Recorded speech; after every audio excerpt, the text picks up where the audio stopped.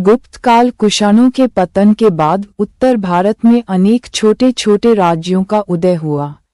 ये राज्य गणतंत्र एवं राजतंत्र में विभाजित थे। प्रमुख गणतंत्रों में अर्जुनायन, आगरा, जयपुर क्षेत्र, मालव, यौधेय, लिच्छवे, आभीर, शिवी तथा कुनिद शामिल थे। कुनिदों का राज्य यमुना तथा सतलज के बीच के भूभाग में स्थित था। इनके सिक्के कुषाण नमूने के ही थे, जिन पर शिव की आकृति अंकित थी। प्रमुख राजतंत्रों में नागवंश, मध्य भारत एवं उत्तर प्रदेश, आभीर, इक्ष्वाकु आदि शामिल थे। ऐसे ही समय में मगध में गुप्त राजवंश का उदय हुआ। ये संभवतः कुषाणों के सामंत थे। गुप्तों की उत्पत्ति विद्वानों ने गुप्तों की उत्पत्ति के संबंध में विभिन्न मत दिए हैं, जिनमें से कुछ मत निम्नलिखित हैं। काशी प्रसाद जायसवाल के अनुसार गुप्त सम्राट जाट जाति के और मूलतः पंजाब के निवासी थे। उनका यह मत कौमुदी महोत्सव नाटक के पात्र चंडसेन के कारस्कर कहलाए जाने पर आधारित है। जायसवाल के अनुसार कारस्कर लोग पंजाब के वासी माने जा सकते हैं। चंडसेन की पहचान वे चंद्रगुप्त प्रथम से करते हैं, परंतु यह मत मान्य नहीं है। गौरीशंकर ओझा गुप्तों को क्षत्रिय मानते हैं और अपने प्रमाण स्वरूप परवर्तीकालीन गुप्तों के अभिलेख प्रस्तुत करते हैं, जिनमें गुप्त शासकों को चंद्रवंशी क्षत्रिय कहा गया है। राय चौधरी ने गुप्तों को ब्राह्मण कहा है और गुप्तों के धारण गोत्र को ब्राह्मण शासक। पुष्यमित्र शुंग की पट्टमहिषी धारिणी से संबद्ध बताया है। येलन और अल्तेकर गुप्तों को वैश्य मानते हैं।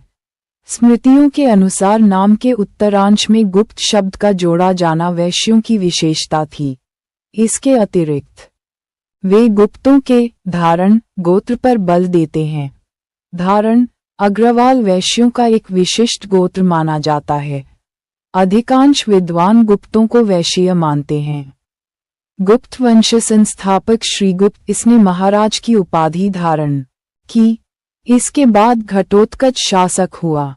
इसने भी महाराज की उपाधि धारण की। चंद्रगुप्त प्रथम 319 ईस्वी से 334 ईस्वी राजधानी पाटलिपुत्र गुप्त वंश का वास्तविक संस्थापक था। इसने महाराजाधिराज की उपाधि धारण की। इसके राज्यारोहण की तिथि 319 ईस्वी गुप्त संवत का आरंभ माना जाता है।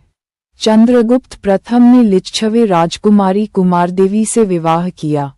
इसके साम्राज्य का विस्तार आधुनिक बिहार एवं उत्तर प्रदेश के अधिकांश भूभागों तक माना जाता है। समुद्रगुप्त पराक्रमार्क 335 ईस्वी से 375 ईस्वी चंद्रगुप्त प्रथम के उपरांत समुद्रगुप्त शासक बना। समुद्रगुप्त के कुछ सिक्कों पर काच नाम उत्कीर्ण है। इन पर सर्वराजोच्चयता विरुद्ध भी मिलता है। अभिलेखों में ये विरुद्ध समुद्रगुप्त के लिए प्रयुक्त हुआ है। कुछ विद्वान जैसे स्मिथ, फ्लीट व येलन काच को समुद्रगुप्त का ही दूसरा नाम मानते हैं, परंतु कुछ विद्वान जैसे हेरास काच को समुद्रगुप्त का भाई बताते हैं। इस संभावना से इनकार नहीं किया जा सकता है कि समुद्रगुप्त का अपने भाइयों से उत्तराधिकार के लिए संघर्ष हुआ हो। विजयी राज्य पर अपना निर्विवाद अधिकार स्थापित करने के बाद समुद्रगुप्त ने विजय अभियान प्रारंभ किया।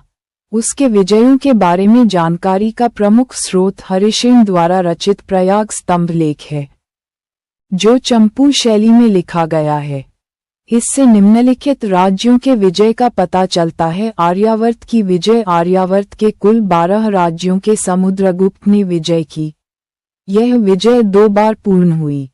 पहली बार में 3 राज्यों की एवं दूसरी बार में 9 राज्यों की विजय की गई। प्रयाग प्रशस्ति में इस विजय को आर्यावर्त राज्य प्रसभोधर्म कहा गया है, अर्थात इन राज्यों का बलात् उन्मूलन कर उन्हें अपने साम्राज्य में मिला लिया गया। आर्यावर्त की प्रथम युद्ध का वर्णन प्रयाग प्रशस्ति की 13वीं 14वीं पंक्ति में, जबकि आर्यावर्त के द्वितीय युद्ध का उल्लेख 21वीं पंक्ति में किया गया है। दक्षिणापथ की विजय। दक्षिणापथ का युद्ध प्रयाग प्रशस्ति की 19वीं 20वीं पंक्ति में मिलता है। इस युद्ध में उसने 12 राज्यों को पराजित किया। इन राज्यों के प्रति गृहन्मोक्षानुग्रह की नीति अपनाई गई, अर्थात विजय के बाद उनके राज्य वापस कर दिए गए। समुद्रगुप्त की दक्षिण विजय को इतिहासकार रायचौधरी ने धर्म विजय की संज्ञा दी है। आठविक राज्यों की विजय। प्रयाग प्रशस्ति की 21वीं पंक्ति में आठविक राज्यों का उल्लेख है। ये आठविक राज्य उत्तर प्रदेश के गाजीपुर जिले से लेकर मध्य प्रदेश के जबलपुर जिले तक के वन प्रदेश में फैले हुए थे। इन राज्यों को अपना सेवक बना लिया गया थे। परिचारिकीकृत सर्वात्विक राजस्व। सीमावर्ती राज्यों की विजय। प्रयाग प्रशस्ति की 22वीं पंक्ति में सीमावर्ती राज्यों का उल्लेख है। इनके विषय में कहा गया है कि वे समुद्रगुप्त को सभी प्रकार के करों को देते थे, उसकी आज्ञाओं का पालन करते थे तथा उसे प्रणाम करने के लिए राजधानी में उपस्थित होते थे। सर्वकर्दनाज्ञाकरण प्रणामागमन। उत्तरी तथा पूर्वी सीमा पर स्थित इन राज्यों की संख्या 5 थी। एक समतट पूर्वी बंगाल अथवा आधुनिक बांग्लादेश। 2. डवाक। इसकी पहचान असम के नवगांव जिले में स्थित डबोक से की जाती है। 3. कामरूप वर्तमान असम। 4. करत्रिपुर। इसकी पहचान जलंधर में स्थित करतारपुर से की जाती है। 5. नेपाल। विदेशी शक्तियों से संबंध। प्रयाग प्रशस्ति की 23वीं 24वीं पंक्ति में कुछ विदेशी शक्तियों के नाम दिए गए हैं। इसमें देवपुत्रशाही, शाहानुशाही, शक, मुरुंड, सिंगल एवं सर्वद्वीपवासिभ्य शब्द मिलता है। इनके विषय में बताया गया है कि वे स्वयं को सम्राट की सेवा में उपस्थित करना, कन्याओं के उपहार एवं अपने राज्यों में शासन करने के निमित्त गरुड़ मुद्रा से अंकित राजाज्ञा के लिए प्रार्थना करना आदि विविध उपायों द्वारा उसकी सेवा किया करते थे। आत्मनिवेदन, कन्योपाय, याचनादि उपाय सेवा। ये शक्तियां निम्नलिखित प्रकार हैं। 1. देवपुत्रशाही, शाहानुशाही। इससे तात्पर्य कुषाणों से है। ये गुप्तों के समय में पश्चिमी पंजाब में निवास करते थे। समुद्रगुप्त का समकालीन कुषाण नरेश केदार कुषाण था, जो पेशावर क्षेत्र का राजा था। 2. शक। ये लोग पश्चिमी मालवा, गुजरात तथा काठियावाड़ के शासक थे। समुद्रगुप्त का समकालीन शासक रुद्रसिंह तृतीय था। 3. मुरुंड। इनकी पहचान संदिग्ध है। 4. सिंगल। समुद्रगुप्त के समय में सिंगल श्रीलंका का शासक मेघवर्मन था। एक चीनी स्रोत से पता चलता है कि मेघवर्मन ने गया में बुद्ध का मंदिर बनवाने की अनुमति प्राप्त करने के लिए समुद्रगुप्त के पास दूत भेजा था। मंदिर बनाने की अनुमति दी गई और ये विशाल बौद्ध विहार के रूप में विकसित हो गया। आदि सर्वद्वीपवासिभ्य शब्द का संकेत दक्षिण पूर्व एशिया के द्वीपों से है। इससे पता चलता है कि वे समुद्रगुप्त के प्रभाव क्षेत्र में थे।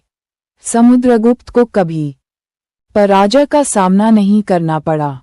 इसी कारण प्रसिद्ध इतिहासकार विंसेंट स्मिथ ने उसे भारत के नेपोलियन की संज्ञा दी है।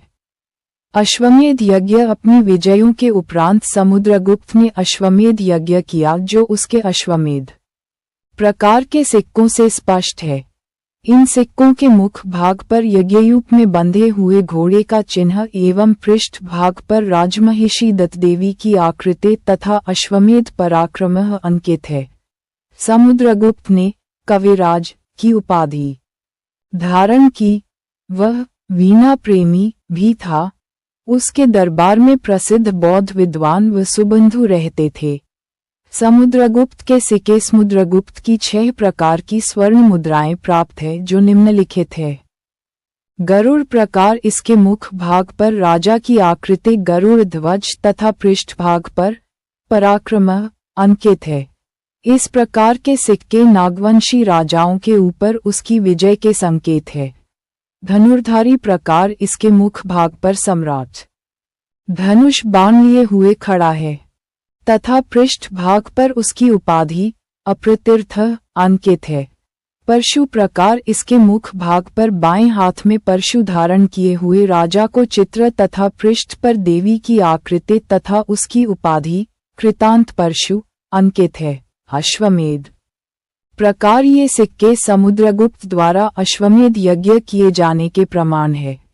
इनके मुख भाग पर यज्ञ में बंधे हुए घोड़े का चित्र तथा पृष्ठ भाग पर राजमहिषी दत्तदेवी की आकृति के साथ साथ अश्वमेध पराक्रम अंकित है।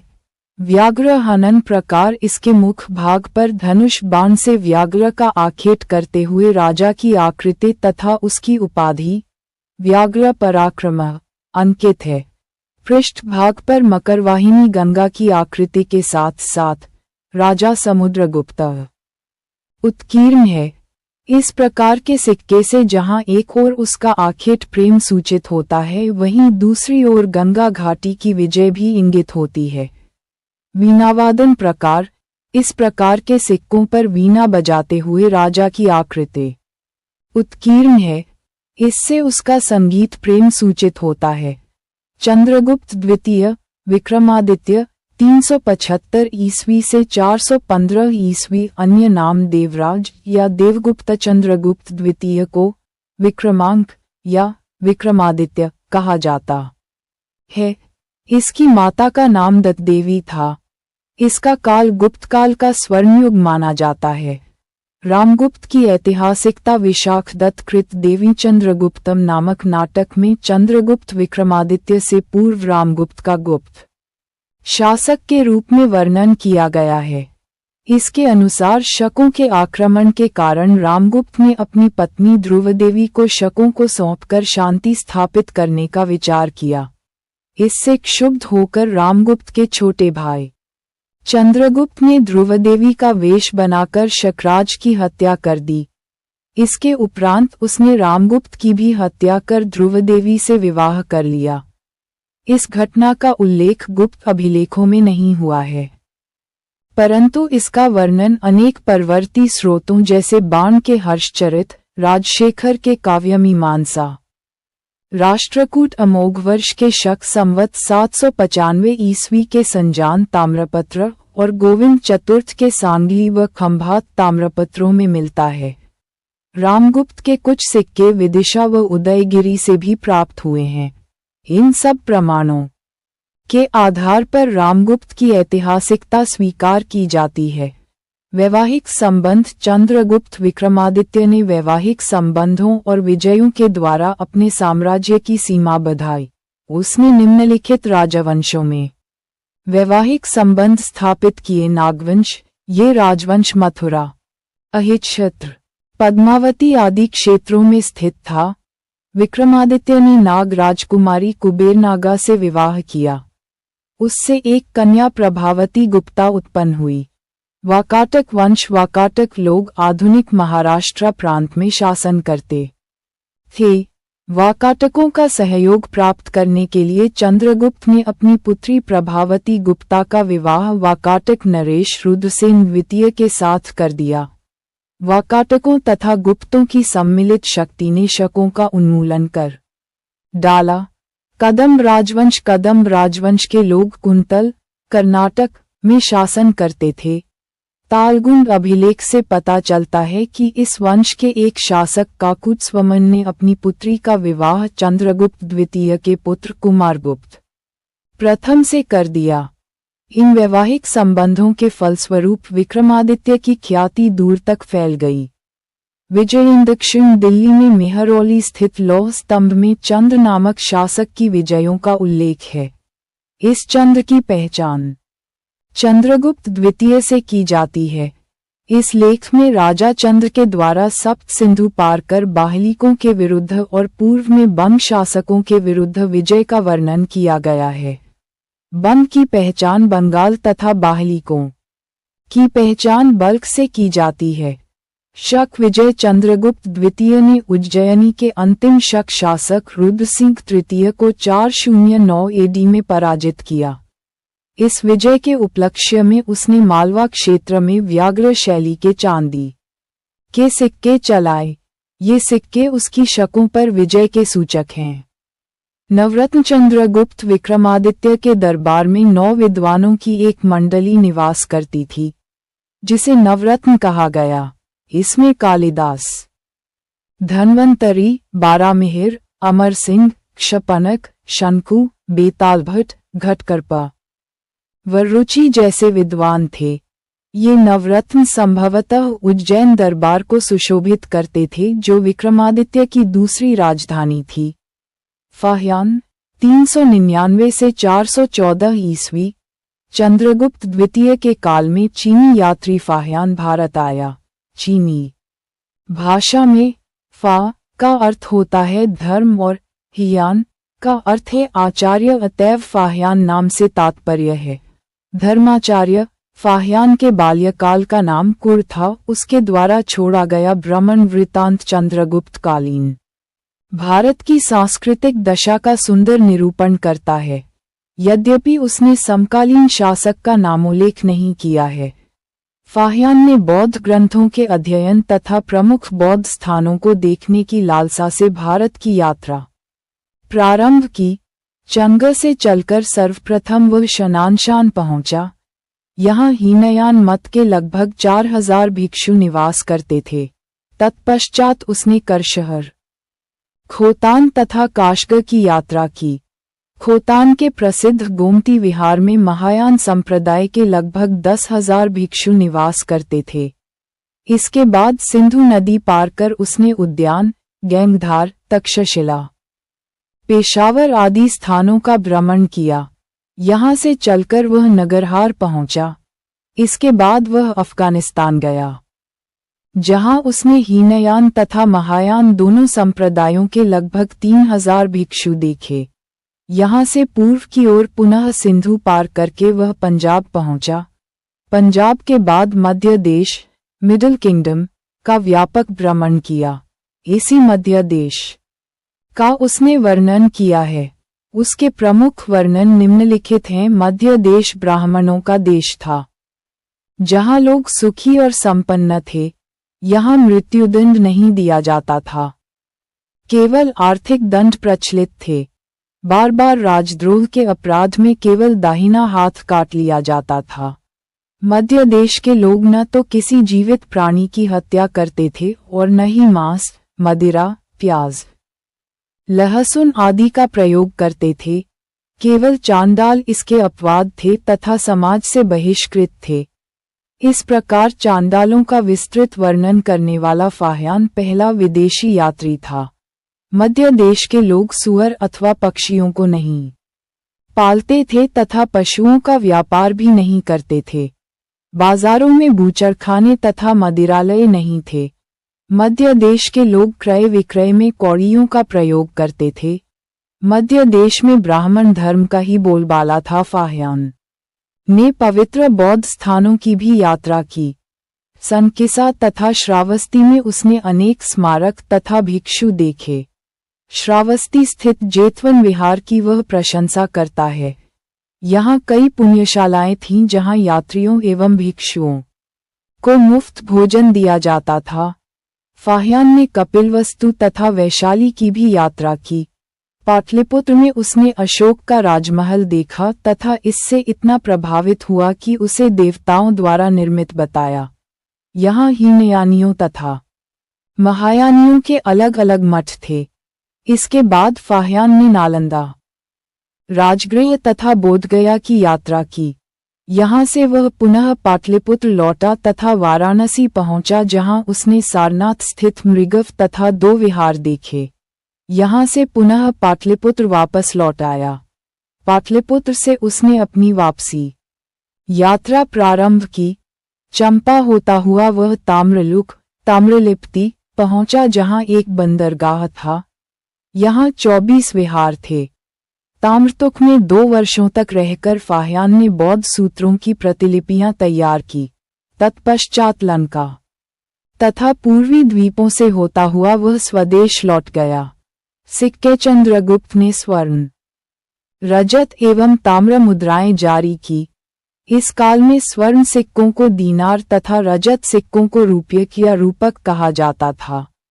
गुप्तकालीन स्वर्ण सिक्के 144 ग्रेन के तथा चांदी के सिक्के 32.36 ग्रेन के थे। ये कुषाणों की नकल पर बनाए गए थे। चंद्रगुप्त की स्वर्ण मुद्राओं का विवरण निम्न प्रकार है। धनुर्धारी प्रकार, आर्चर टाइप।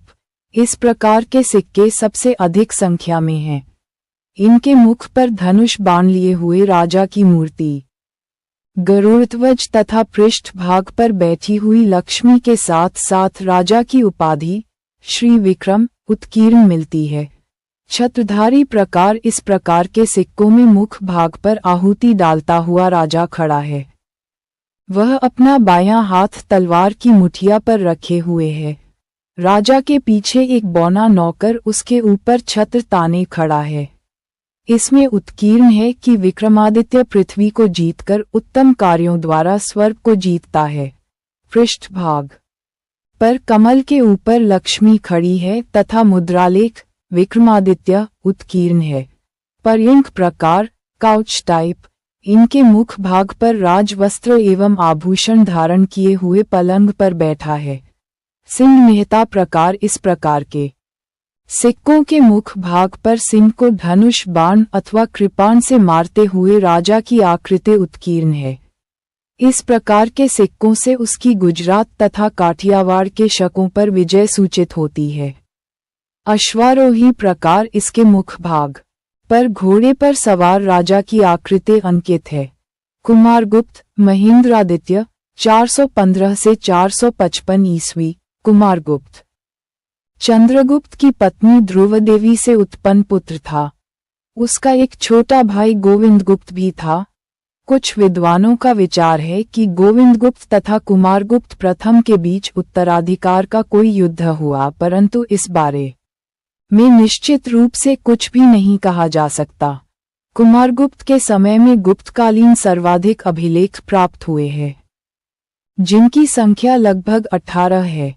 इसके समय में गुप्तकालीन मुद्राओं का सबसे बड़ा ढेर बयाना मुद्रा भांड राजस्थान के भरतपुर जिले में से प्राप्त हुआ है, जिसमें 623 मुद्राएं मिली हैं। इनमें मयूर शैली की मुद्राएं सर्वाधिक महत्वपूर्ण हैं। इस शैली में चांदी की कुछ मुद्राएं सबसे पहले मध्य प्रदेश में प्राप्त हुई। कुमारगुप्त प्रथम के अंतिम दिनों में पुष्यमित्र नामक जातियों ने आक्रमण किया। इसका उल्लेख स्कंदगुप्त के भीतरी अभिलेख में मिलता है। कुमारगुप्त ने इन्हें पराजित करने के लिए अपने योग्य पुत्र स्कंदगुप्त को भेजा। स्कंदगुप्त पुष्यमित्रों को पराजित करने में सफल हुआ। कुमारगुप्त ने ही नालंदा विश्वविद्यालय की स्थापना करवाई। कुमारगुप्त कालीन अभिलेख विल्सड अभिलेख, ये कुमारगुप्त के शासन काल का प्रथम अभिलेख है तथा उत्तर प्रदेश के एटा जिले में स्थित है। इसमें कुमारगुप्त प्रथम तक गुप्तों की वंशावली प्राप्त होती है। इस लेख में ध्रुव शर्मा नामक एक ब्राह्मण के द्वारा स्वामी महासेन कार्तिकेय के मंदिर तथा धर्मसंघ बनवाए जाने का उल्लेख है। गढ़वा के 2 शिलालेख। इलाहाबाद में स्थित इस शिलालेख में किसी दानगृह को 10 और 12 दीनारे दिए जाने का वर्णन है। इसमें परम भागवत शब्द भी मिलता है। कर्मदंडा अभिलेख, उत्तर प्रदेश के फैजाबाद जिले में स्थित यह अभिलेख शिव प्रतिमा के अधोभाग में उत्कीर्ण है। इस प्रतिमा की स्थापना कुमारगुप्त के मंत्री पृथ्वीसेन ने की थी। मनकोहवर अभिलेख, इलाहाबाद जिले में स्थित ये लेख बुद्ध प्रतिमा के निचले भाग में उत्कीर्ण है। इस मूर्ति की स्थापना बुद्धमित्र नामक बौद्ध भिक्षु द्वारा करवाई गई थी। मथुरा लेख, ये बौद्ध प्रतिमा के अधोभाग में उत्कीर्ण है। सांची अभिलेख, इसमें हरिस्वामिनी द्वारा सांची के आर्य संघ को धन दान में दिए जाने का उल्लेख है। उदयगिरी गुहालेख, ये जैन अभिलेख है। इसमें शंकर नामक व्यक्ति द्वारा इस स्थान में पार्श्वनाथ की मूर्ति स्थापित किए जाने का विवरण है। तुमेन अभिलेख, यह मध्य प्रदेश के ग्वालियर जिले में स्थित है। इसमें कुमारगुप्त को शरतकालीन सूर्य की भांति बताया गया है। बंगाल से प्राप्त अभिलेख बंगाल के 3 स्थानों से कुमारगुप्त कालीन ताम्रपत्र प्राप्त होते हैं। धनदेव ताम्रपत्र यह आधुनिक बांग्लादेश के राजशाही जिले में स्थित है। इसमें वाराहस्वामिन नामक एक ब्राह्मण को भूमिदान दिए जाने का वर्णन है। दामोदरपुर ताम्रपत्र ये बांग्लादेश के दीनाजपुर जिले में स्थित है। इस ताम्रपत्र से उसकी शासन व्यवस्था पर प्रकाश पड़ता है। इस प्रदेश को पुंड्रवर्धन कहा गया है। यहाँ का शासक चिरादत्त था। बेईग्राम ताम्रपत्र ये बांग्लादेश के बोगरा जिले में स्थित है। ये गोविंद स्वामी के मंदिर के निर्वाह के लिए भूमिदान में दिए जाने का वर्णन करता है। सिक्के कुमारगुप्त ने स्वर्ण, रजत तथा ताम्र मुद्राएं जारी की। मध्य भारत में रजत सिक्कों का प्रचलन इसी के काल में हुआ। इसकी कुछ प्रमुख मुद्राएं निम्नलिखित हैं। मयूर प्रकार की मुद्रा, इस प्रकार की मुद्रा के मुख भाग पर मयूर को खिलाते हुए राजा की आकृति तथा पृष्ठ भाग पर मयूर पर आसीन कार्तिकेय की आकृति उत्कीर्ण है। अश्वमेध प्रकार की मुद्रा, अश्वमेध प्रकार के सिक्कों से कुमारगुप्त के अश्वमेध यज्ञ करने का पता चलता है। इसके अतिरिक्त व्याघ्र निहता प्रकार, अश्वारोही प्रकार, धनुर्धारी प्रकार, गजारोही प्रकार एवं कार्तिकेय प्रकार की मुद्राएं भी प्राप्त हुई हैं। स्कंदगुप्त क्रमादित्य 455 ईस्वी से 467 ईस्वी। स्कंदगुप्त के समय में मध्य एशिया के हूनों ने आक्रमण किया परंतु हून पराजित हुए। हूनों पर स्कंदगुप्त की सफलता का गुणगान इसके जूनागढ़ अभिलेख तथा भीतरी स्तंभ लेख में प्राप्त होता है। हून मध्य एशिया की एक बर्बर जाति थी। इनका प्रथम आक्रमण स्कंदगुप्त के समय में हुआ। इसका नेता खुशनवाज था। स्कंदगुप्त और हूनों के बीच युद्ध का वर्णन भीतरी स्तंभ लेख में हुआ है। हूनों का दोबारा आक्रमण तोरमान के नेतृत्व में हुआ। उसने चंद्रभागा नदी के तट पर पवैया नामक स्थान पर अपना शासन स्थापित किया। तोरमान के बाद उसके पुत्र मिहिरकुल ने भी अपना राज्य स्थापित किया। उसकी राजधानी सियालकोट थी। उसके ग्वालियर लेख से ज्ञात होता है कि वह शिव का भक्त था। स्कंदगुप्त न केवल एक योग्य सैन्य संचालक था अपितु एक आदर्श प्रशासक भी था। उसके जूनागढ़ अभिलेख से पता चलता है कि उसने सौराष्ट्र प्रांत में परमदत्त को अपना राज्यपाल नियुक्त किया। इस लेख में गिरनार के प्रशासक चक्रपालित द्वारा सुदर्शन झील के बांध के पुनर्निर्माण का वर्णन है। स्कंदगुप्त की उपाधि शक्रादित्य थी, जैसा कि कहोम अभिलेख से विदित है। हवेनसांग ने नालंदा संघाराम को बनवाने वाले शासकों में शक्रादित्य के नाम का उल्लेख किया है, जिससे स्कंदगुप्त द्वारा नालंदा संघाराम को सहायता देने का प्रमाण मिलता है। स्कंदगुप्त ने चीन के साथ मित्रतापूर्ण संपर्क बनाए रखा तथा 466 ईस्वी में एक राजदूत को चीन के सांग सम्राट के दरबार में भेजा। अभिलेख जूनागढ़ अभिलेख ये स्कंदगुप्त का सर्वाधिक महत्वपूर्ण अभिलेख है जो सौराष्ट्र के जूनागढ़ से प्राप्त हुआ है। इससे ज्ञात होता है कि स्कंदगुप्त ने हूनों को परास्त कर सौराष्ट्र प्रांत में परमदत्त को अपना राज्यपाल नियुक्त किया। इस लेख में गिरनार के पुरपति चक्रपालित द्वारा सुदर्शन झील के बांध के पुनर्निर्माण का विवरण भी है। इंदौर ताम्रपत्र इंदौर बुलंदशहर जिले में स्थित एक स्थान है। इस लेख में सूर्य की पूजा तथा सूर्य के मंदिर में दीपक जलाए जाने के लिए धन दान दिए जाने का विवरण मिलता है। भीतरी स्तंभ लेख उत्तर प्रदेश के गाजीपुर जिले में स्थित इस लेख में पुष्यमित्रों और हूनों के साथ स्कंदगुप्त के युद्ध का वर्णन मिलता है। कहोम स्तंभ लेख उत्तर प्रदेश के गोरखपुर जिले में स्थित इस अभिलेख से पता चलता है कि भद्र नामक एक व्यक्ति ने 5 जैन तीर्थंकरों आदिनाथ, शांतिनाथ, नेमिनाथ, पार्श्वनाथ एवं महावीर की प्रतिमाओं का निर्माण करवाया था। सुपिया का लेख मध्य प्रदेश के रीवा जिले में स्थित इस लेख से गुप्तों की वंशावली घटोत्कच के समय से मिलती है तथा गुप्तवंश को घटोत्कच वंश कहा गया है। गढ़वा शिलालेख इलाहाबाद जिले के करछना तहसील में गढ़वा नामक स्थान से स्कंदगुप्त के शासनकाल का अंतिम अभिलेख मिला है। सिक्के स्कंदगुप्त ने वृषभ शैली के नए सिक्के जारी किए। परवर्ती गुप्त स्कंदगुप्त के अंतिम समय में गुप्तवंश पतन की ओर अग्रसर होने लगा। इस समय के स्वर्ण सिक्कों में मिलावट भी बढ़ने लगी। परवर्ती गुप्तों में पहला शासक पुरुगुप्त था। पुरुगुप्त 467 ईस्वी से 73 ईस्वी। इसने वैष्णव धर्म को छोड़कर बौद्ध धर्म अपना लिया। बुद्धगुप्त 476 ईस्वी से 95 ईस्वी। हवेनसांग के अनुसार यह बौद्ध मतानुयायी था तथा नालंदा महाविहार को धन दान में दिया।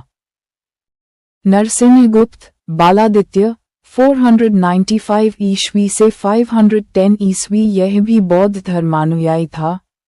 इसने हूण शासक मिहिरकुल को पराजित किया परंतु बाद में छोड़ दिया।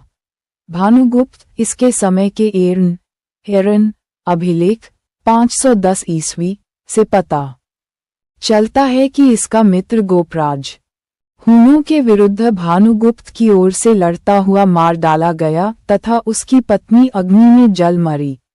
ये सती प्रथा का प्रथम अभिलेखीय प्रमाण है।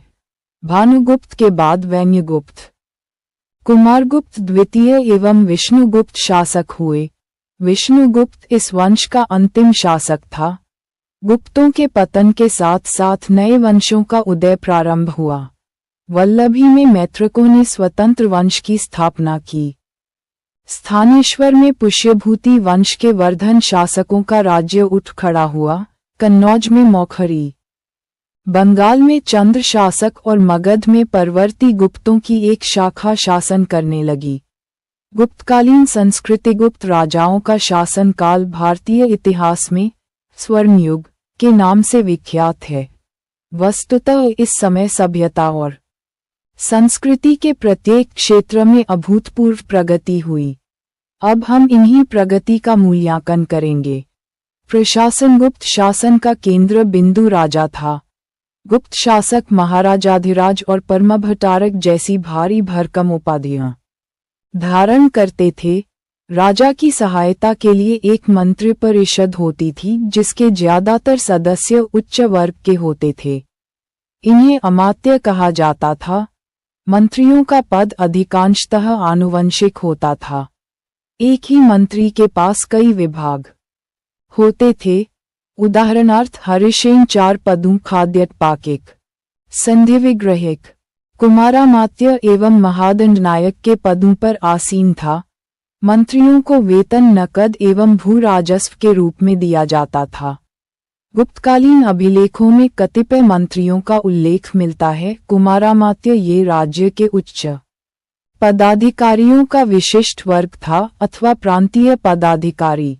महासेनापति अथवा महाबलाधिकृत सेना का सर्वोच्च अधिकारी। महादंडनायक युद्ध एवं न्याय का मंत्री।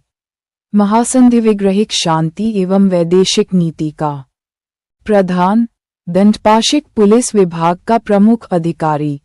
इस विभाग के साधारण कर्मचारियों को चाट और भाट कहा जाता था। सर्वाध्यक्ष राज्य के सभी केंद्रीय विभागों का प्रमुख अधिकारी। महाभंडाधिकृत राजकीय कोष का प्रमुख अधिकारी। ध्रुवाधिकरण भूमिका वसूलने वाला प्रमुख अधिकारी। महाक्षपथलिक राज्य के प्रमुख दस्तावेजों तथा राजाज्ञाओं को लिपिबद्ध करने वाला अधिकारी। ये भूमि आलेखों को भी सुरक्षित रखता था। विनय स्थिति स्थापक ये धर्म संबंधी मामलों का प्रधान अधिकारी था, जो सार्वजनिक मंदिरों के प्रबंध की देखरेख करता था एवं लोगों के नैतिक आचरण पर दृष्टि रखता था। अग्रहारिक दान विभाग का अधिकारी। गुप्तकालीन कुछ अन्य अधिकारियों के नाम निम्नलिखित है। करनिक भूमि आलेखों को सुरक्षित रखने वाला अधिकारी, जो महाक्षपथलिक के अधीन होता था। न्यायाधिकरण ये भूमि संबंधी विवादों का निपटारा करता था। भटाश्वपति घुड़सवारों की सेना का प्रधान अधिकारी। महापीलुपति हाथियों की सेना का प्रधान अधिकारी। पुरपाल नगर का प्रधान अधिकारी। पुस्तपाल कार्यालय के अभिलेखों को सुरक्षित रखने वाला प्रधान अधिकारी। भूमिदान की प्रथा महाकाव्य युग से ही चली आ रही थी। महाभारत में भूमिदान प्रशंसा नामक अध्याय की रचना की गई। भूमिदान का सबसे प्राचीन अभिलेखीय प्रमाण पहली शताब्दी ईसा पूर्व के सातवाहन अभिलेख से मिलता है। 5वीं शताब्दी ईसा पूर्व से भूमिदान की प्रवृत्ति जोर पकड़ने लगी और 6ठी शताब्दी ईस्वी तक आते आते ये पूर्णता को प्राप्त हो गई। अब सामंत बिना राजा की अनुमति के ही भूमिदान करने लगे। Doctor R.S. शर्मा ने इसे सामंतवाद के उदय का प्रमुख कारण माना है। इस प्रकार गुप्त काल के अंतिम समय 6ठी शताब्दी में सामंतवाद का उदय हुआ। प्रांतीय प्रशासन की सुविधा के लिए गुप्त साम्राज्य अनेक प्रांतों में विभाजित किया गया। प्रांत को देश, अवनी अथवा भुक्ति कहा जाता था। भुक्ति के शासक को उपरिक कहा जाता था। इस पद पर राजकुमार अथवा राजकुल से संबंधित व्यक्तियों की ही नियुक्ति की जाती थी। सीमांत प्रदेशों के शासक गोप्ता कहलाते थे। जिला प्रशासन। भुक्ति का विभाजन अनेक जिलों में हुआ जिसे विषय कहा जाता था। इसका प्रधान अधिकारी विषयपति होता था। विषयपति का अपना कार्यालय होता था। कार्यालय के अभिलेखों को सुरक्षित रखने वाले अधिकारी को पुस्तपाल कहा जाता था। विषयपति की सहायता के लिए विषय परिषद होती थी। इसके सदस्य विषय महत्तर कहे जाते थे। विषय परिषद इसके निम्नलिखित सदस्य थे। नगर श्रेष्ठी नगर के श्रेणियों का प्रधान। सार्थवाह व्यापारियों का प्रधान। प्रथम कुलिक प्रधान शिल्पी। प्रथम कायस्थ मुख्य लेखक। नगर प्रशासन प्रमुख नगरों का प्रबंध नगर पालिकाएं करती थीं। नगर के प्रधान अधिकारी को पुरपाल कहा जाता था। स्थानीय प्रशासन जिले तहसीलों में बटे थे। इन्हें वीथी कहा गया। तहसील पेठ में बटे थे जो ग्राम से बड़ी इकाई थी तथा पेठ ग्राम में विभाजित थे। ग्राम प्रशासन की सबसे छोटी इकाई थी। इसका प्रशासन ग्राम सभा द्वारा चलाया जाता था। ग्राम का प्रमुख अधिकारी ग्रामिक या ग्रामपति कहलाता था। ग्राम सभा के कुछ पदाधिकारियों के नाम इस प्रकार मिलते हैं। महत्तर अष्टकुलाधिकारी, ग्रामिक एवं कुटुंबिन। संक्षेप में इस प्रशासनिक व्यवस्था को निम्न प्रकार आसानी से समझा जा सकता है। साम्राज्य देश, भुक्ति अथवा अवनी प्रांत, विषय जिला, वीथी तहसील, पेठ ग्राम से बड़ी इकाई, ग्राम सबसे छोटी इकाई। गुप्तकालीन प्रशासन मौर्यों की अपेक्षा अत्यधिक विकेंद्रीकृत था। न्याय प्रशासन गुप्तकालीन स्मृतियों, नारद और बृहस्पति से न्याय व्यवस्था की जानकारी प्राप्त होती है। गुप्त युग में प्रथम बार दीवानी तथा फौजदारी कानून भली भांति परिभाषित और पृथक्कृत हुए। गुप्तकालीन अभिलेखों में न्यायाधीशों को महादंडनायक, दंडनायक, सर्वदंडनायक आदि कहा गया है। नालंदा तथा वैशाली से कुछ न्यायालयों की मुद्राएं भी मिलती हैं जिनके ऊपर न्यायाधिकरण, धर्माधिकरण तथा धर्मशासनाधिकरण अंकित है। व्यापारियों तथा व्यवसायियों की श्रेणियों के अपने अलग न्यायालय होते थे जो अपने सदस्यों के विवादों का निपटारा करते थे। स्मृति ग्रंथों में पूग तथा कुल नामक संस्थाओं का उल्लेख है जो अपने सदस्यों के विवादों का फैसला करते थे। पूग नगर में रहने वाली विभिन्न जातियों की समिति होती थी जबकि कुल समान परिवार के सदस्यों की समिति थी।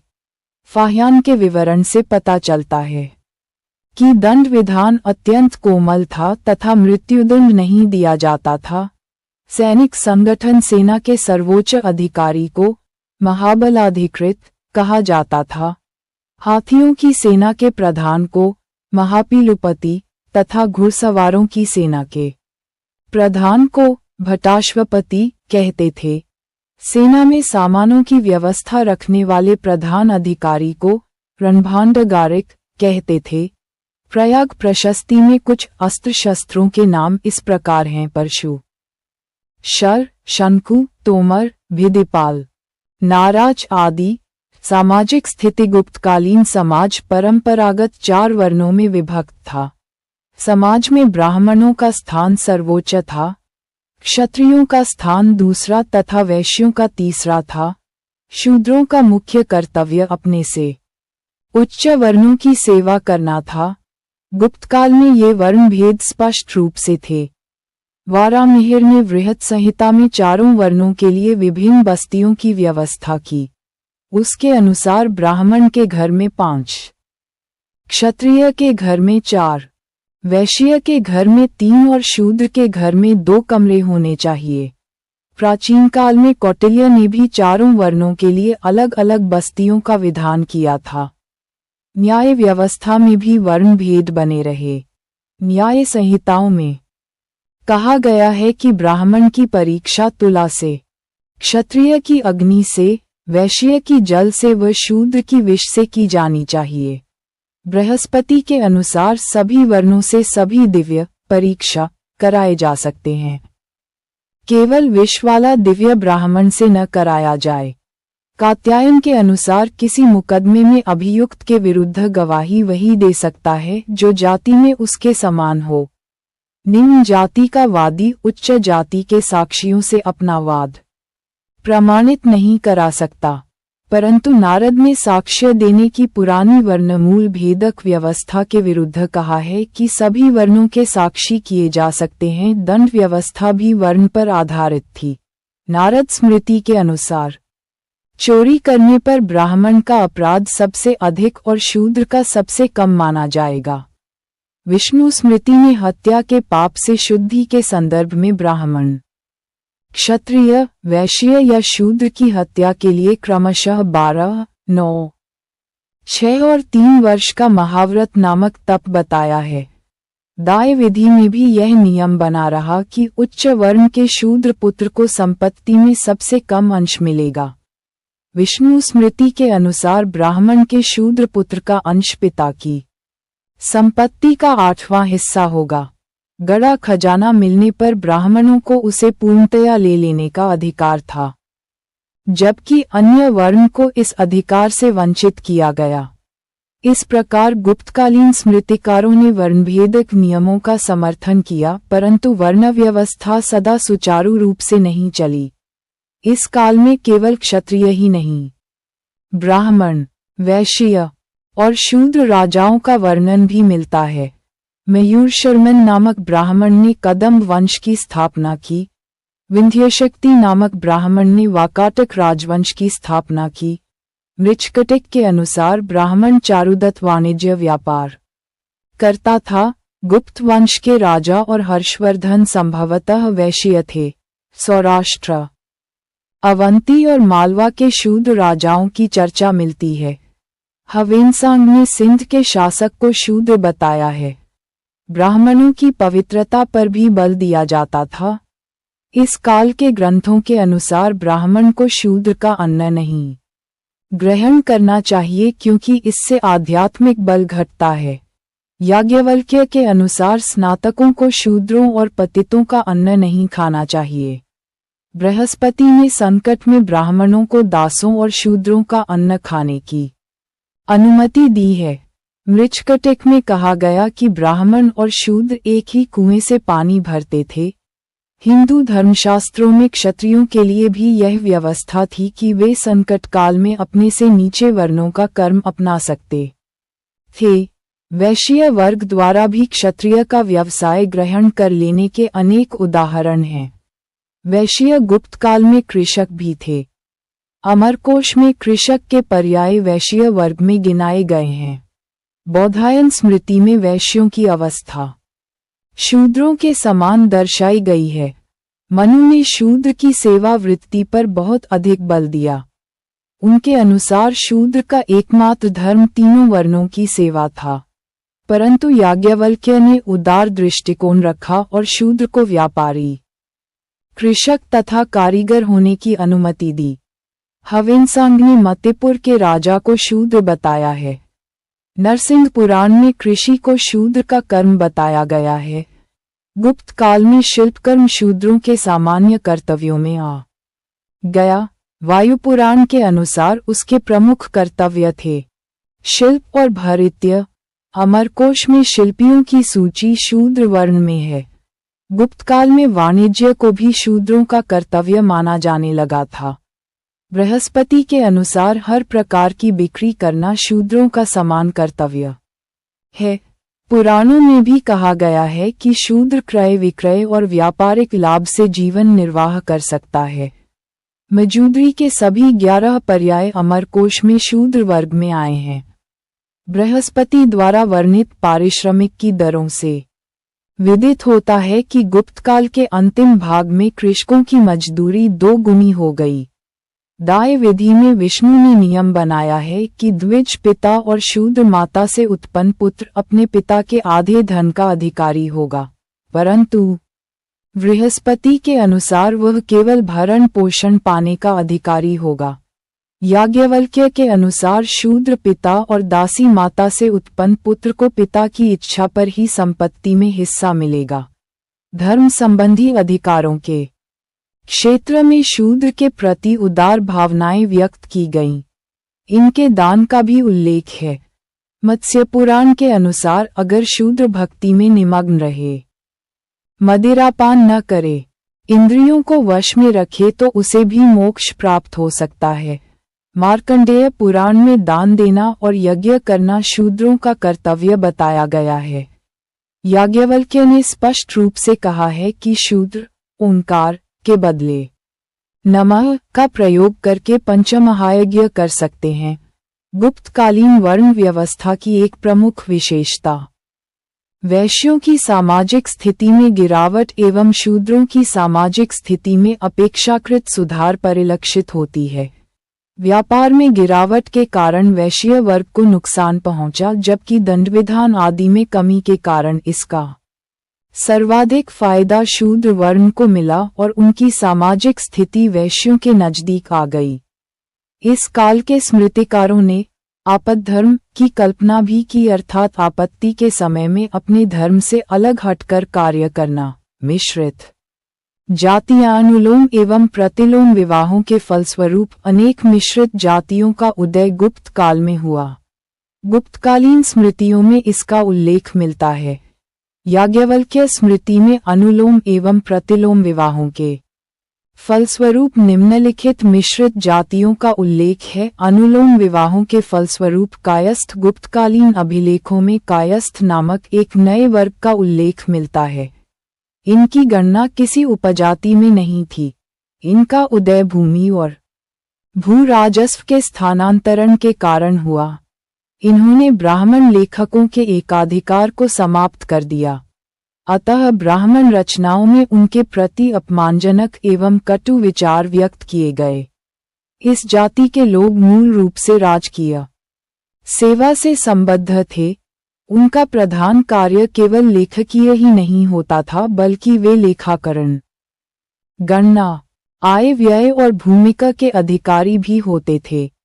गुप्तकालीन अभिलेखों में उन्हें प्रथम कायस्थ या ज्येष्ठ कायस्थ कहा गया है।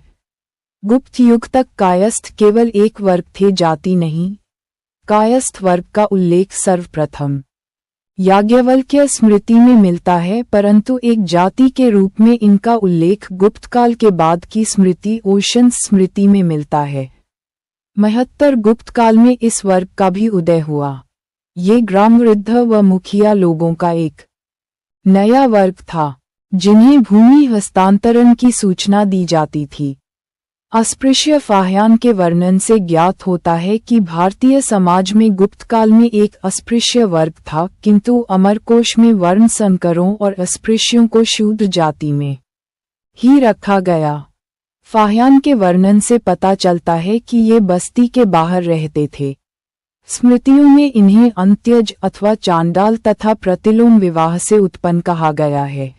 ये सबसे निम्न वृत्ति का पालन करते थे, जैसे जंगली जानवरों का शिकार, मछली पकड़ना, सड़कों व गलियों की सफाई करना, शमशान का काम करना और अपराधियों को फांसी पर लटकाना।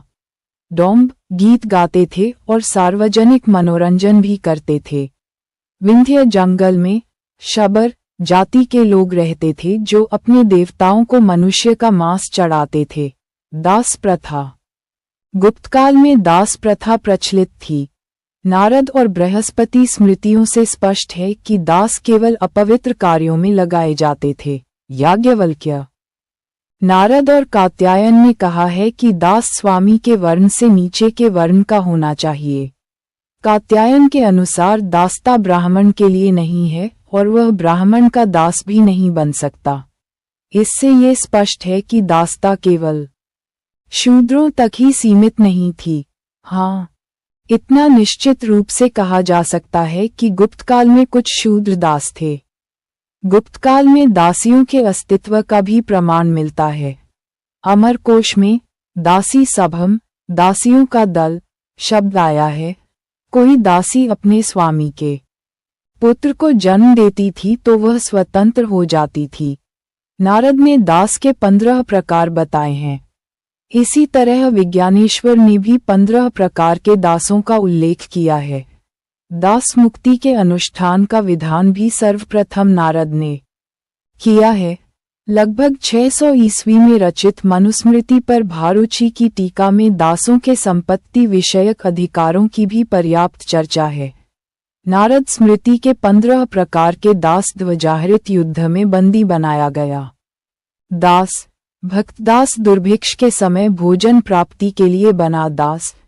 गृहज घर में ही दासी से उत्पन्न दास। क्रीत खरीदा हुआ दास। दत्रिम माता पिता या संबंधियों द्वारा दिया गया दास। पैतृक पिता की परंपरा से प्राप्त दास। दंडस दंड स्वरूप बनाया गया दास। आहितक धरोहर रखा गया दास। ऋणदास ऋण न चुका सकने पर बना दास।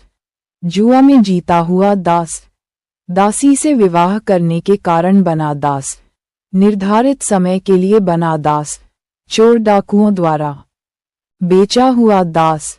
संन्यास छोड़कर गृहस्थ आश्रम में प्रविष्ट होने वाला व्यक्ति। स्वयं अपने को बेचने वाला दास। गुप्तकाल में दास प्रथा में शिथिलता आए। रामशरण शर्मा के अनुसार इसका कारण सामंतवाद के उदय के फलस्वरूप भूमि का छोटे छोटे टुकड़ों में विभाजित होना था। अतः छोटे कृषि क्षेत्रों में स्थायी रूप से अधिक शूद्र दास और मजदूर रखने की आवश्यकता नहीं थी। इस कारण अधिकांश दासों को छांट दिया गया। ये दास प्रथा के कमजोर होने का मुख्य कारण था। स्त्रियों की दशा गुप्तकाल में स्त्रियों की दशा में पहले की अपेक्षा गिरावट आई। इसका प्रमुख कारण उनका उपनयन संस्कार बंद होना, अल्पायु में विवाह होना, पर्दा प्रथा तथा सती प्रथा का प्रचलन होना था। इस काल में स्त्रियां जन्म से मृत्यु तक पुरुष के नियंत्रण में रखने के लिए निर्देशित की गई। अल्पायु में विवाह की प्रथा के कारण स्त्रियों की शिक्षा पर विपरीत प्रभाव पड़ा। इस काल में केवल उच्च वर्ग में ही स्त्रियां सुशिक्षित होती थीं। विविध कलाओं में निपुण स्त्रियों की भी चर्चा साहित्य में है। राजशेखरकृत काव्यमीमांसा के अनुसार स्त्रियां कवयित्री भी होती थीं। कालिदास ने अभिज्ञान शाकुंतलम में अनसुया को इतिहास का ज्ञाता कहा है। अमरकोश में शिक्षिकाओं के लिए उपाध्याया और आचार्य शब्द आए हैं। गुप्तकाल में पर्दा प्रथा का भी प्रचलन था जो इस समय के साहित्य से स्पष्ट है, परंतु फाह्यान और हवेनसांग जैसे चीनी लेखकों ने अपने वृत्तांत में स्त्री के पर्दे का कहीं उल्लेख नहीं किया है। सती प्रथा के भी प्रमाण गुप्त काल में मिले हैं। 510 ईस्वी के एर्न अभिलेख में सती प्रथा का उल्लेख है। हर्ष की माता यशोमती भी 604 ईस्वी में सती हो गई थी। गुप्तकालीन समाज में विधवाओं की स्थिति अत्यंत शोचनीय थी। उन्हें श्वेत वस्त्र धारण करने होते थे और जीवन भर ब्रह्मचर्य का पालन करना होता था। बृहस्पति के अनुसार पति के मरने पर जो पतिव्रता साध्वी निष्ठा का पालन करती है वह सब पापों को छोड़कर पतिलोक को प्राप्त होती है। गणिकाएं नागरिक जीवन का सामान्य अंग थीं। कामसूत्र में गणिका को दिए जाने वाले प्रशिक्षण के वर्णन से स्पष्ट है कि इस व्यवसाय की अधिक मांग थी। विशाखदत्त के मुद्रा राक्षस में उत्सवों पर बड़ी संख्या में वेश्याओं के सड़कों पर आने का उल्लेख है। देवदासियों का भी एक वर्ग था जो मंदिरों के साथ संबंध था। कालिदास ने मेघदूत में उज्जैनी के महाकाल मंदिर में अनेक देवदासियों के नृत्य गान का उल्लेख किया है। स्त्रियों के संपत्ति संबंधी अधिकारों में इस काल में महत्वपूर्ण परिवर्तन आया। पहली बार याज्ञवल्क्य स्मृति में पत्नी को भी पति की संपत्ति का अधिकारी बताया गया है। इस स्मृति के अनुसार पुत्र के अभाव में पुरुष की संपत्ति पर उसकी पत्नी का सर्वप्रथम अधिकार होगा और उसके बाद उसकी कन्याओं का। बृहस्पति और नारद ने भी कहा है कि कन्या भी पुत्र के समान संतान होती है, अतः पुत्र के अभाव में उसका संपत्ति पर अधिकार होना चाहिए। कात्यायन ने पत्नी को धनैरी अर्थात संपत्ति प्राप्त करने वाली बताया है। नारद के अनुसार विधवा को पति की संपत्ति का अधिकार नहीं मिलना चाहिए।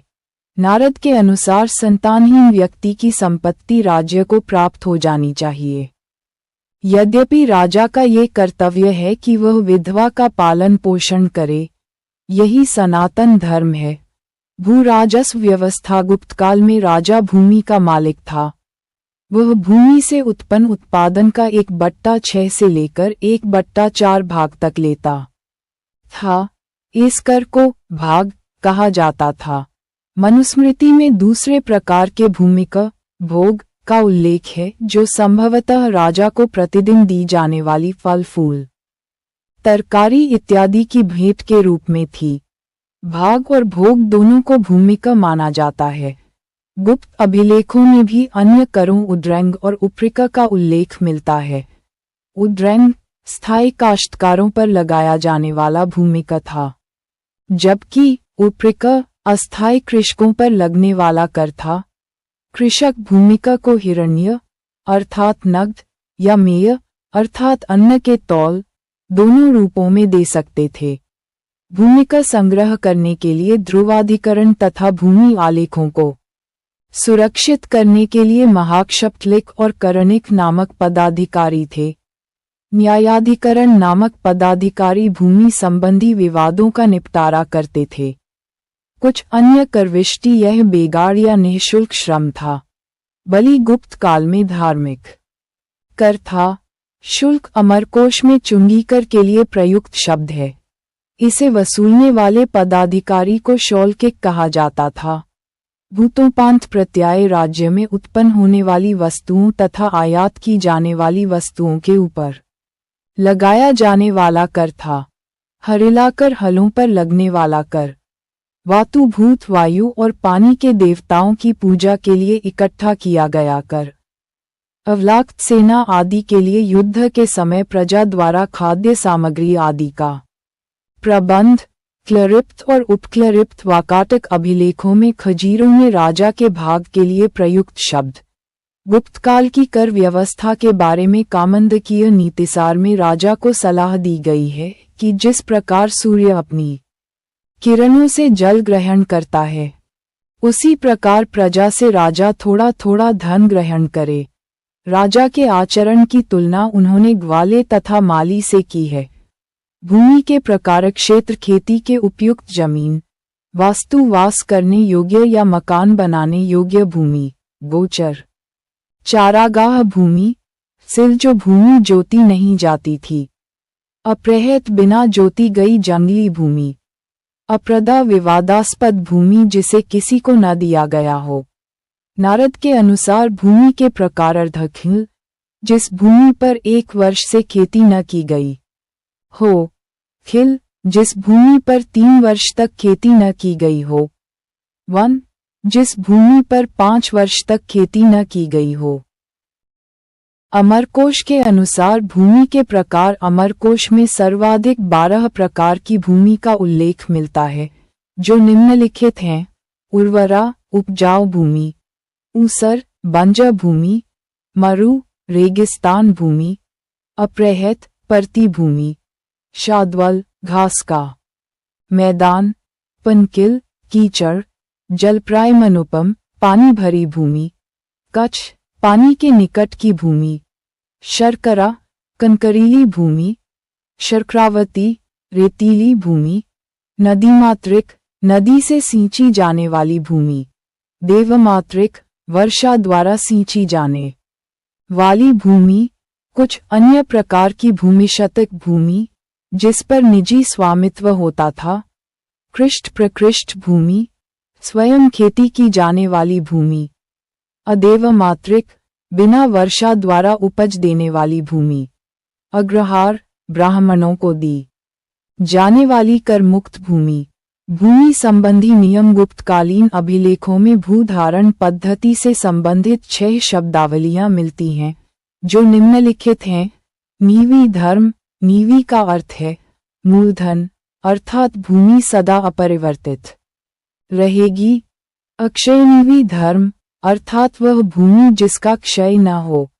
दान के न्यास को भी अक्षय नीवी कहा जाता है। नीवी धर्म अक्षय, वह भूमि जिसे दूसरे को देने का भी अधिकार हो। अप्रदा धर्म, भूमि दान में पाने वाला व्यक्ति, वह भूमि किसी अन्य व्यक्ति को दान में नहीं दे सकता। अप्रदानीवी धर्म, इसका अर्थ भी यही है कि दान में पाई गई भूमि किसी अन्य व्यक्ति को नहीं दी जा सकती। भूमि छिद्र न्याय, इसका अर्थ ऐसी भूमि से है जिसका विक्रय न किया जाए। केवल भूमि के नीचे दबी वस्तुओं पर राजा का स्वामित्व बना रहता था। भूमि छिद्र का तात्पर्य ऐसी भूमि से है जिसमें कृषि न की जा सके, अर्थात बंजर भूमि। D0D0C0 सरकार का मत है कि भूमि छिद्र न्याय का अर्थ है बंजर भूमि को कृषि योग्य बनाना। भूमि माप की इकाइयां प्रवरसेन द्वितीय के सिवानी ताम्रपत्र से पता चलता है कि भूमि की सीमारेखा नदी, गांवों आदि के द्वारा स्पष्ट की जाती थी। बंगाल में भूमि की माप के लिए पाटक शब्द का उल्लेख मिलता है। गुणेधर लेख में 11 पाटक जमीनों का उल्लेख मिलता है। बौधायन ने भूमि माप से संबंधित निवर्तन शब्द का उल्लेख किया है। गुप्तकालीन अभिलेखों में नल, लट्ठा 6 हाथ से भूमि मापने का उल्लेख है। गुप्तकाल में भूमि मापने की अन्य इकाइयां कुल्यवाप, द्रोणवाप एवं आरवाप प्रचलित थी। संक्षेप में गुप्तकाल में भूमि माप से संबंधित निम्नलिखित इकाइयों का उल्लेख है। निवर्तन, पाटक, नल, कुल्यवाप, द्रोणवाप, आरवाप। वर्षा एवं सिंचाई। गुप्तकाल में वारामिहिर ने अपनी पुस्तक बृहद संहिता में वर्षा की संभावना और अभाव पर काफी चर्चा की है। इस पुस्तक में मौसम संबंधी भविष्यवाणियां भी की गई हैं। गुप्तकाल में सिंचाई के साधनों में अर्घट, रहट का उल्लेख मिलता है। हवेनसांग ने लिखा है कि सिंचाई में घटी यंत्र, रहट का प्रयोग होता था। इसी तरह वाणभट्ट ने हर्षचरित में सिंचाई के लिए तुलायंत्र, रहट के प्रयोग की चर्चा की है। महाजनी, साहूकारी व्यवस्था। गुप्तकाल में ऋण से प्राप्त ब्याज को दूषित या कृष्ण धन कहा गया है। इस काल में 15% ब्याज को न्यायसंगत माना गया है, जबकि समुद्रपारीय व्यापार में ब्याज दर 20% प्रतिवर्ष थी। मनु तथा नारद ने 4 प्रकार के ब्याज का वर्णन किया है, जबकि गौतम एवं बृहस्पति ने 6 प्रकार के ब्याज का उल्लेख किया है, जो निम्न है। भोगलाभ, इसमें साहूकार गिरवी रखी हुई वस्तु का उपयोग करता था। कारित, प्रचलित ब्याज की दर से अधिक दर। जब कोई व्यक्ति आकस्मिक कारणों से अधिक ब्याज दर पर पैसा लेता है तो उसे कारित कहा जाता था। कालिक, नियत समय बीत जाने पर ब्याज चुकाया जाता था। कायिक, इसमें शारीरिक श्रम करके ब्याज चुकाया जाता था। चक्रवृद्धि, इसमें मूलधन के साथ साथ ब्याज पर भी ब्याज लिया जाता था। शिखावृद्धि, इसमें ब्याज प्रतिदिन वसूल किया जाता था। मनु और नारद ने भोगलाभ और शिखावृद्धि का उल्लेख नहीं किया है। श्रेणी, जब उद्योगों और व्यापार में लगे व्यक्ति संगठित होकर अपने हितों की रक्षा करने के लिए एक संस्था बनाते थे, तो श्रेणी का जन्म होता था, अर्थात संगठित व्यापारिक एवं औद्योगिक समूह को श्रेणी कहा जाता था। इस प्रकार श्रेणी के लिए अनेक शब्द प्रयुक्त होते थे, जैसे कुल, पूग, गण, निकाय, संघ, समूह, समूह, समुत्थान, समव्यवहार, निगम आदि। गुप्तकालीन स्मृतियों विशेषतया नारद एवं बृहस्पति में श्रेणियों की चर्चा की गई है। ये आर्थिक जीवन के एक संगठित पक्ष को प्रस्तुत करती हैं। गुप्त काल में नालंदा, वैशाली आदि स्थानों से श्रेष्ठियों, सार्थवाहों, प्रथम कुलिकों आदि की मुहरें शिल्पियों की संगठनात्मक गतिविधियों को प्रदर्शित करती हैं। बृहस्पति के अनुसार नवीन श्रेणी के जन्म के समय सदस्यों को कुछ पूंजी जमा करके एक दूसरे में विश्वास व्यक्त करना पड़ता था। अपने अपने व्यावसायिक हितों के अतिरिक्त श्रेणियों को अन्य सामाजिक कार्य भी करने पड़ते थे, जैसे जलाशयों, उद्यानों, मंदिरों, आश्रयगृहों, सभागृहों आदि का निर्माण। कुमारगुप्त प्रथम एवं बंधुवर्मन के मंदसौर अभिलेख से पता चलता है कि रेशम बुनकरों की एक श्रेणी ने 437 से 38 ईस्वी में एक भव्य सूर्य मंदिर का निर्माण करवाया और 473 से 74 ईस्वी में उसकी मरम्मत भी करवाई। ये श्रेणियां बैंक का कार्य भी करती थीं। स्कंदगुप्त के इंदौर ताम्रपत्र से पता चलता है कि इंद्रपुर, आधुनिक इंदौर, के देव विष्णु नामक ब्राह्मण ने इंद्रपुर के तलियों की श्रेणी के पास पूंजी जमा कराई ताकि सूर्य मंदिर के दीपक की स्थायी रूप से देखरेख की जा सके। गढ़वा अभिलेख से पता चलता है कि स्वयं चंद्रगुप्त द्वितीय ने भी इसी प्रकार की पूंजी जमा करवाई थी। नारद एवं बृहस्पति स्मृतियों में श्रेणियों की प्रशासनिक व्यवस्था का भी वर्णन है। ये श्रेणियां अपने सदस्यों के झगड़े का स्वयं निपटारा करती थीं। प्रत्येक श्रेणी के पास अपनी अलग मुहर होती थी। वैशाली से एक संयुक्त श्रेणी की 274 मुद्राएं प्राप्त हुई हैं। श्रेणियों से संबंधित प्रमुख शब्दावलियां श्रेणी, एक ही कार्य करने वाले लोगों का समूह।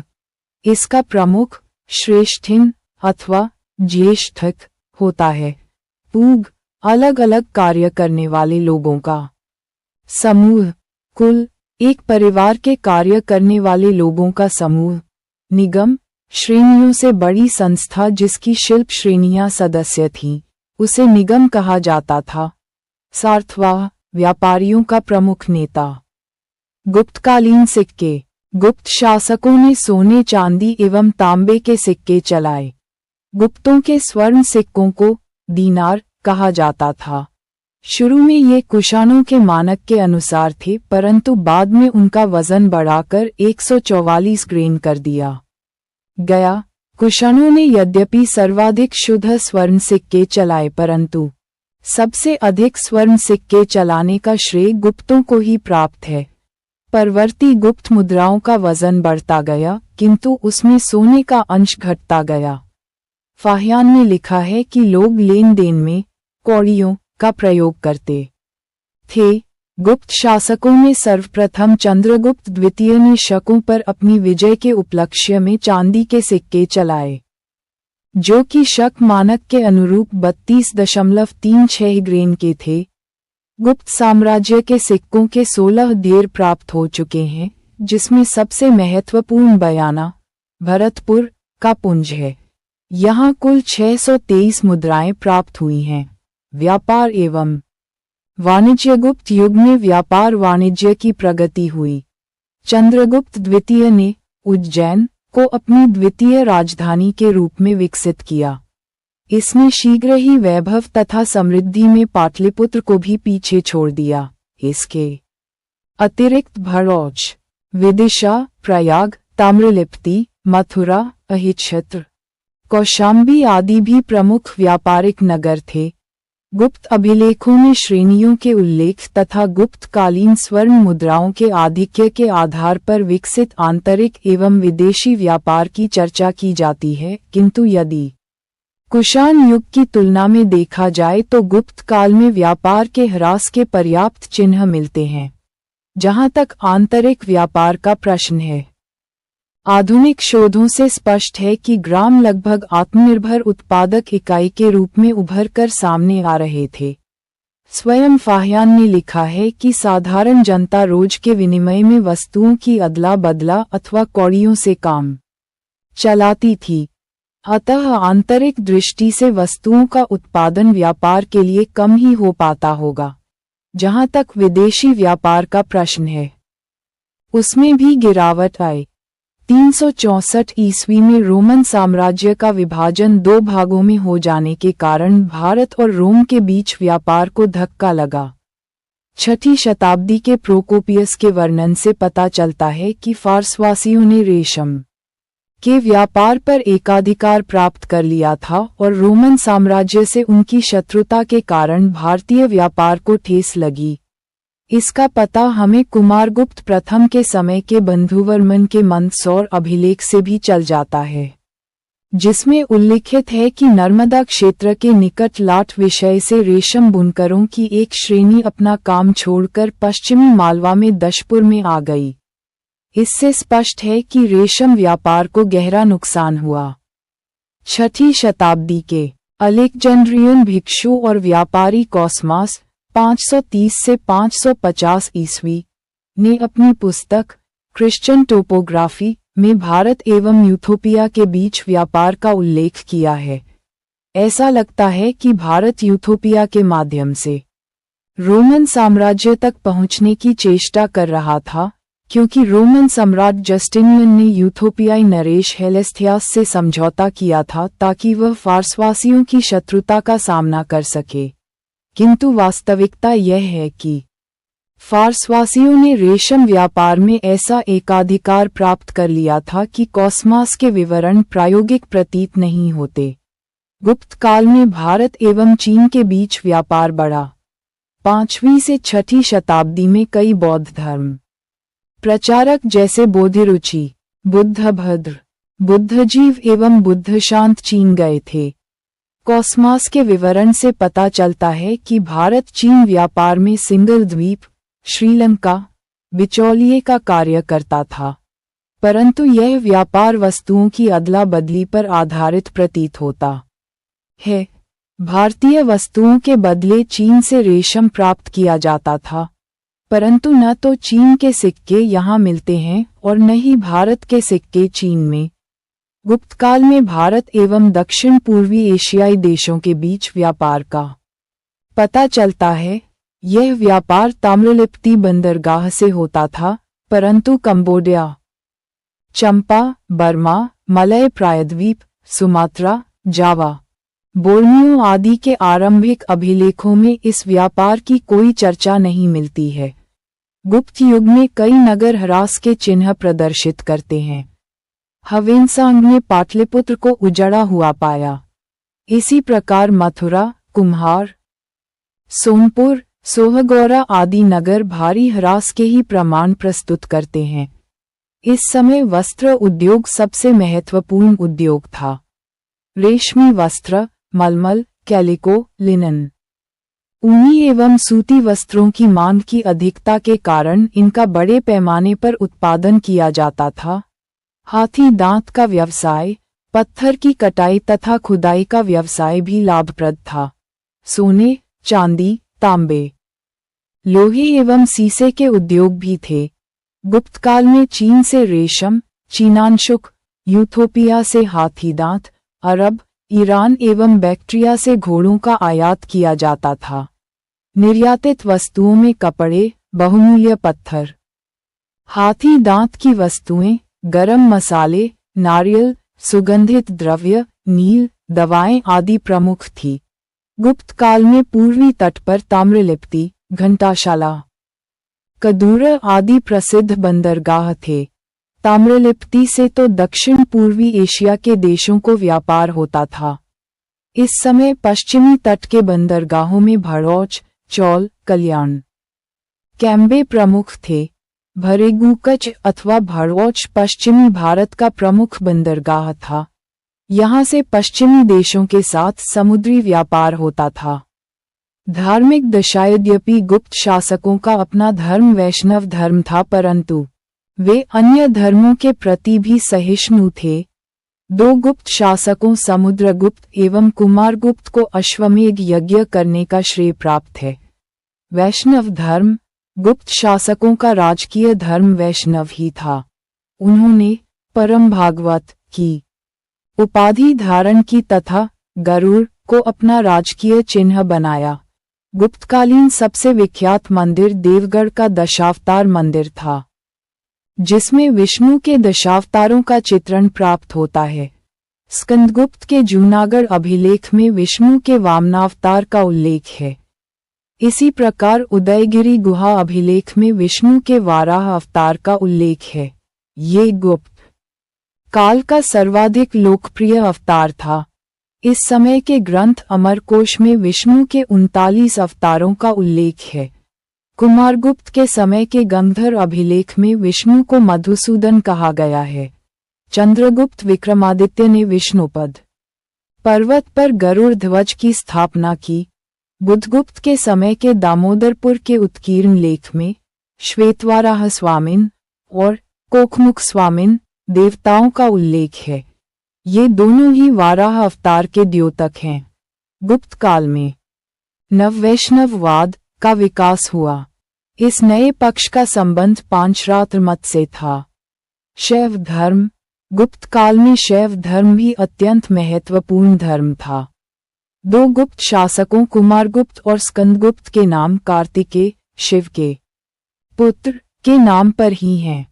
कुमारगुप्त ने मयूर की आकृति वाले सिक्के जबकि स्कंदगुप्त ने बैल की आकृति वाले सिक्के चलवाए। कर्मदंडा, फैजाबाद से एक चतुर्मुखी शिवलिंग तथा खोह, नागोद से एक मुखी शिवलिंग के प्रमाण प्राप्त हुए हैं।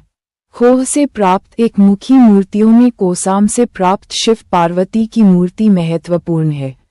गुप्त काल में ही अर्धनारीश्वर के रूप में शिव की कल्पना की गई तथा शिव और पार्वती की संयुक्त मूर्तियां बनाई गईं। यहाँ पार्वती शिव की शक्ति की प्रतीक हैं। गुप्त काल में हरिहर के रूप में शिव व विष्णु को एक साथ दर्शाया गया है। इसी तरह त्रिमूर्ति के अंतर्गत ब्रह्मा, विष्णु और शिव की पूजा प्रारंभ हुई। वामन पुराण में शैव धर्म के 4 संप्रदायों का उल्लेख है। पाशुपत, शैव, कापालिक, कालामुख। इसमें पाशुपत संप्रदाय का गुप्त काल में सर्वाधिक विकास हुआ। मथुरा में महेश्वर नामक शैव संप्रदाय का पता चलता है। सूर्य पूजा, गुप्त काल में सूर्य पूजा का भी उल्लेख मिलता है। मंदसौर शिलालेख के प्रारंभिक श्लोकों में सूर्य की उपासना की गई है। इसी तरह स्कंदगुप्त के काल का इंदौर ताम्रलेख सूर्य पूजा से प्रारंभ होता है। इसके अनुसार बुलंदशहर जिले के माडारियात नामक बस्ती में भगवान सूर्य का एक मंदिर था। इंदौर ताम्रलेख में ही 2 क्षत्रियों द्वारा अंतर्वेदी, गंगा यमुना दोआब का क्षेत्र में एक सूर्य मंदिर के निर्माण और एक ब्राह्मण द्वारा मंदिर में नित्य दीप जलाने की व्यवस्था का भी उल्लेख है। मिहिरकुल के ग्वालियर लेख के अनुसार मात्रचेट नामक नागरिक ने ग्वालियर में एक प्रस्तर सूर्य मंदिर का निर्माण किया था। अभिलेखों में सूर्य के विभिन्न नाम मिलते हैं, जैसे लोकाक, भास्कर, आदित्य, वरुण स्वामी, मार्तंड इत्यादि। इस प्रकार निम्नलिखित स्थानों पर सूर्य मंदिर का उल्लेख है। मालवा बुलंदशहर अंतर्वेदी, गंगा यमुना दोआब, मूलस्थानपुर, हवेनसांग ने उल्लेख किया है।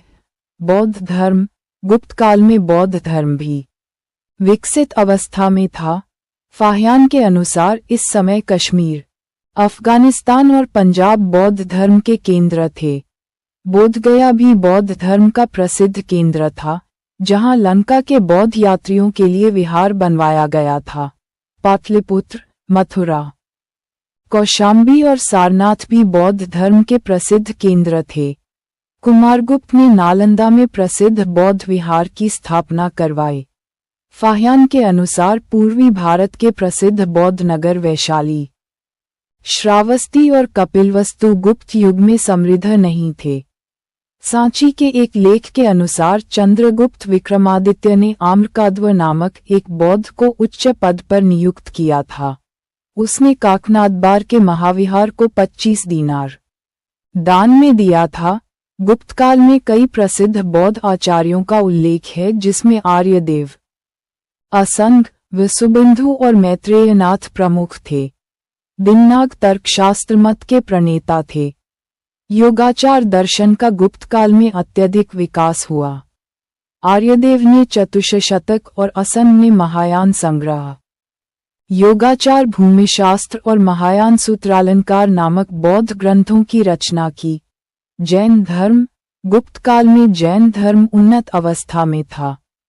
इस समय जैन ग्रंथों पर भाष्य और टीकाएं लिखी गईं। मुनि सर्वनंदी ने लोक विभंग नामक ग्रंथ लिखा। आचार्य सिद्धसेन ने न्यायवार्ता की रचना की, जिससे जैन दर्शन और न्याय दर्शन के विकास में सहयोग मिला। गुप्त युग में कदंब और गंग राजाओं ने जैन धर्म को आश्रय दिया।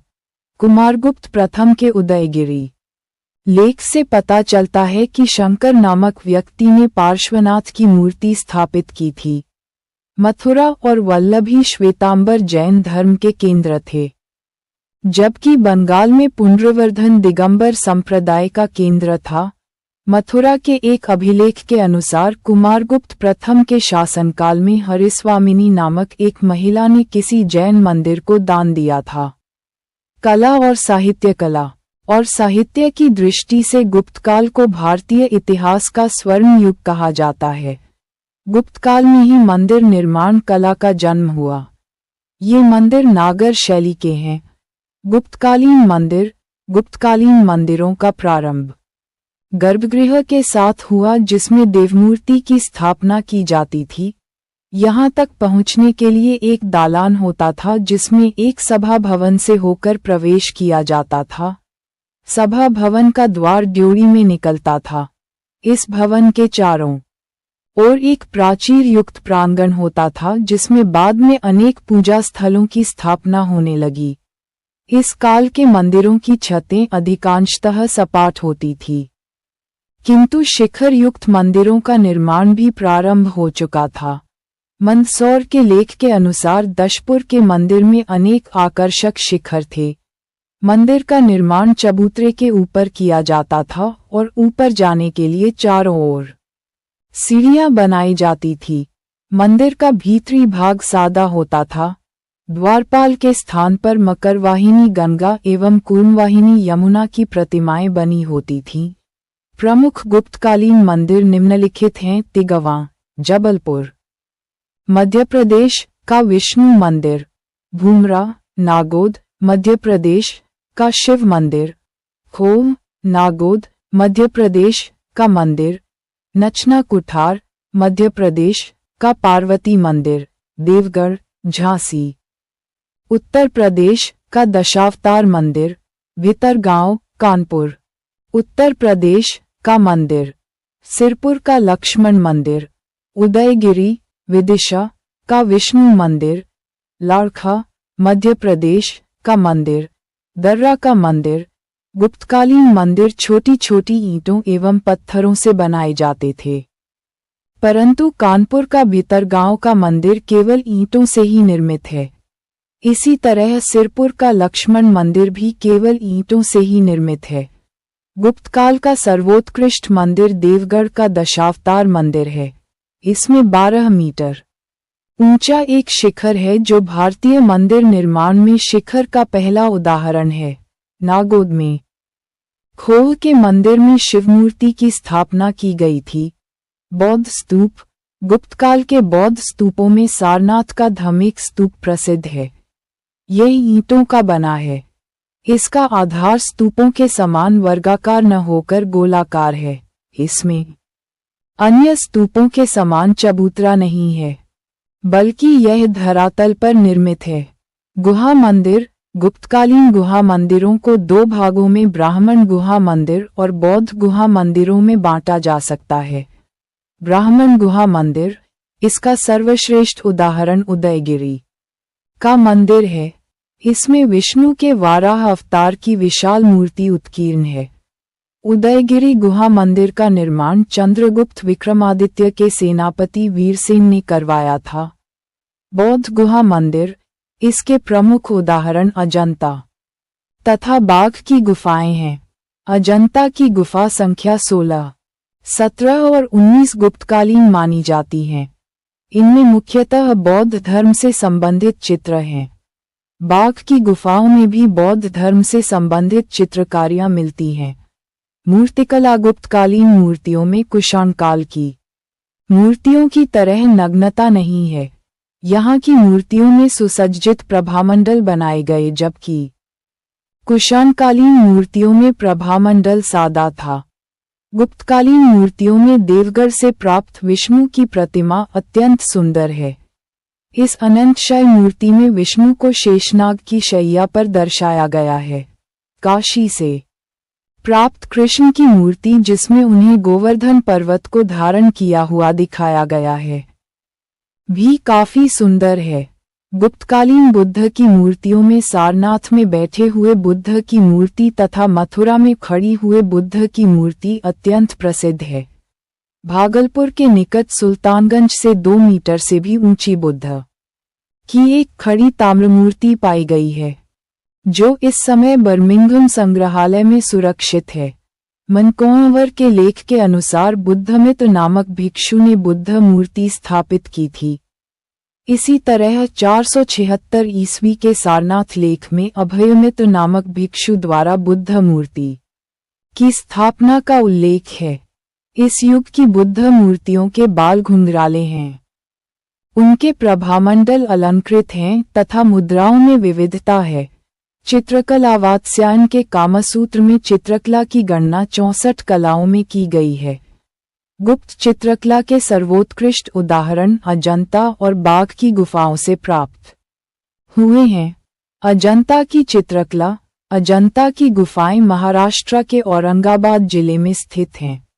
इसमें पहले 29 गुफाओं में चित्र बने थे, परंतु अब केवल 7 गुफाओं 1, 2, 9, 10, 16, 17 और 19 के चित्र अवशिष्ट हैं। इसमें 16, 17 और 19 गुप्तकालीन हैं। अजंता की गुफाओं का निर्माण ईसा पूर्व 2वीं शताब्दी से लेकर 7वीं शताब्दी ई. तक किया गया था। अजंता की खोज 1819 ईस्वी में सर जेम्स अलेक्जेंडर ने की थी। विषय: अजंता में मुख्यतः ब्राह्मण और बौद्ध धर्म से संबंधित चित्र हैं। बौद्ध धर्म के चित्र महायान शाखा से संबंधित हैं। रंग, कलर: अजंता के चित्रों में लाल, हरा, नीला, सफेद, काला एवं भूरे रंग का प्रयोग हुआ है। यहाँ पीले एवं मिश्रित रंग नहीं प्राप्त होते हैं। गुफाओं का वर्णन: अजंता की गुफा संख्या 9 और 10 सबसे पुराने वाकाटक काल की हैं, जबकि गुफा संख्या 1 और 2 पुलकेशिन द्वितीय के समय की है। 16वीं गुफा के चित्रों में मरणासन राजकुमारी का चित्र अत्यंत सुंदर है। 17वीं गुफा के चित्रों को चित्रशाला कहा गया है। ये अधिकतर बुद्ध के जन्म, जीवन, महाभिनिष्क्रमण तथा महापरिनिर्वाण की घटनाओं से संबंधित हैं। इन चित्रों में माता और शिशु का चित्र सर्वोत्कृष्ट है। बाघ की चित्रकला: ग्वालियर के समीप धार जिले में बाघ नामक स्थान पर ये गुफाएं बनाई गई थीं। इनकी खोज 1818 ईस्वी में डेंजरफील्ड महोदय ने की। इन गुफाओं की संख्या 9 है। अजंता के चित्रों के विपरीत बाघ के चित्र मनुष्य के लौकिक जीवन से भी संबंधित हैं। यहाँ का सबसे प्रसिद्ध चित्र संगीत और नृत्य का एक दृश्य है। अन्य कलाएं: इस काल की अन्य कलाओं में संगीत, नृत्य और अभिनय कला प्रमुख हैं। समुद्रगुप्त को संगीत का ज्ञाता माना जाता है। मालविकानिमित्र में गणदास को संगीत व नृत्य का उच्च कलाकार माना जाता था। नाट्यशालाओं के लिए प्रेक्षागृह तथा रंगशाला शब्द मिलते हैं। साहित्य: गुप्त युग में साहित्य की अभूतपूर्व प्रगति हुई। पुराणों के वर्तमान स्वरूप की रचना इसी काल में हुई। अनेक स्मृतियों और सूत्रों पर भाष्य लिखे गए। अनेक पुराणों तथा रामायण एवं महाभारत को इसी समय अंतिम रूप दिया गया। इस समय स्मृतियों जैसे नारद, बृहस्पति, विष्णु, कात्यायन, पाराशर आदि की रचना हुई। गुप्तकाल श्रेष्ठ कवियों का काल था। कुछ कवियों के केवल अभिलेखीय प्रमाण मिले हैं, जिसमें हरिसेन, वत्सभट्टी तथा वीरसेन शाव महत्वपूर्ण हैं। हरिसेन समुद्रगुप्त के समय संधि विग्रहिक कुमारामात्य तथा महादंड नायक था। उसकी प्रसिद्ध कृति प्रयाग स्तंभ लेख है। ये गद्य पद्य मिश्रित चंपू शैली में है। वत्सभट्टी कुमारगुप्त प्रथम का दरबारी कवि था। इसने मालव संवत 592-472 ईस्वी में मंदसौर प्रशस्ति की रचना की। वीरसेन शाव चंद्रगुप्त द्वितीय का युद्ध सचिव था।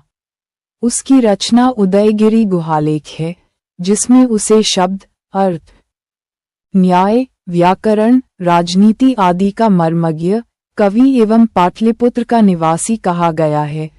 गुप्तकालीन साहित्यिक कवियों में सर्वश्रेष्ठ कवि कालिदास है। इन्हें भारत का शेक्सपियर कहा जाता है। इनकी रचनाओं को नाटक, महाकाव्य और खंडकाव्य में बांटा जाता है।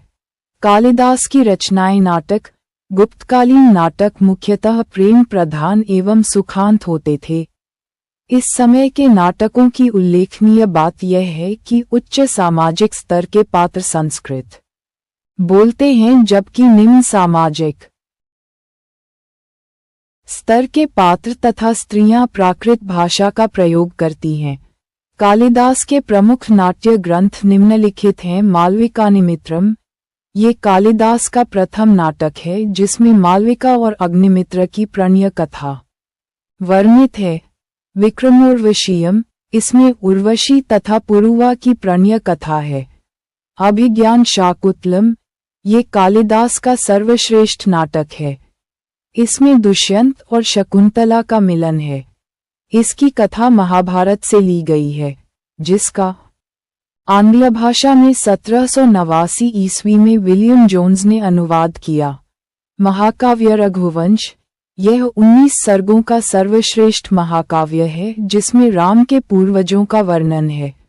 कुमार संभव 17 सर्ग के इस नाटक में प्रकृति चित्रण तथा कार्तिकेय जन्म की कथा वर्णित है। गीतिकाव्य या खंडकाव्य मेघदूत, इसमें विरही यक्ष एवं उसकी प्रियतमा का वियोग वर्णन चित्रित है। ऋतु संहार, इसमें षड्ऋतु का वर्णन है। अन्य लेखकों की रचनाएं मृच्छकटिकम, ये गुप्तकाल का एकमात्र दुखांत नाटक है। इसके लेखक शूद्रक हैं। इसका नायक ब्राह्मण चारुदत्त है, जो सार्थवाह है, और नायिका बसंत सेना नामक गणिका है।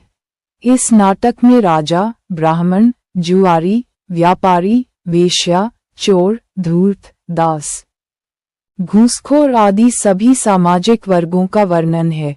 मुद्रा राक्षस, इसके लेखक विशाखदत्त हैं। इसमें चाणक्य की योजनाओं का वर्णन है।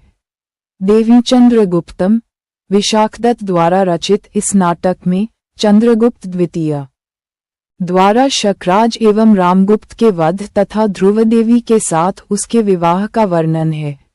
अमरकोश, ये संस्कृत के प्रसिद्ध विद्वान अमर सिंह की रचना है। चंद्रव्याकरण, ये चंद्रगोमिन नामक बंगाली बौद्ध भिक्षु द्वारा लिखा गया ग्रंथ है। इसे महायान बौद्धों ने अपनाया। कामसूत्र, इसके लेखक वात्स्यायन हैं। इसमें कामजीवन के समस्त पक्षों जैसे सामाजिक, वैयक्तिक, शारीरिक, मानसिक, पारिवारिक, भोग आदि का वैज्ञानिक ढंग से विवेचन किया गया है। पंचतंत्र, इसके लेखक विष्णु शर्मा हैं। इस ग्रंथ का अनुवाद 50 से अधिक भाषाओं में किया जा चुका है। नीतिसार, इसके लेखक कामंदक हैं। बौद्ध ग्रंथ, गुप्त युग में बौद्ध दर्शन पर भी अनेक ग्रंथों की रचना हुई। असंग महायान धर्म का प्रकांड विद्वान था। उसने योगाचार, भूमिशास्त्र, प्रकरणौर्यवाचा, महायान सूत्रालंकार, वज्रछेटिका टीका। महायान संपरिग्रह और महायान अभिधर्म संगीत शास्त्र आदि ग्रंथ लिखे। विश्वबंधु ने अभिधर्म कोश लिखा। इसमें बौद्ध धर्म के मौलिक सिद्धांतों का प्रतिपादन किया गया है। बुद्ध घोष ने हीनयान धर्म पर प्रसिद्ध ग्रंथ विशुद्धिमग लिखा। जैन ग्रंथ, इसमें आचार्य सिद्धसेन का न्यायावतार सबसे प्रसिद्ध है।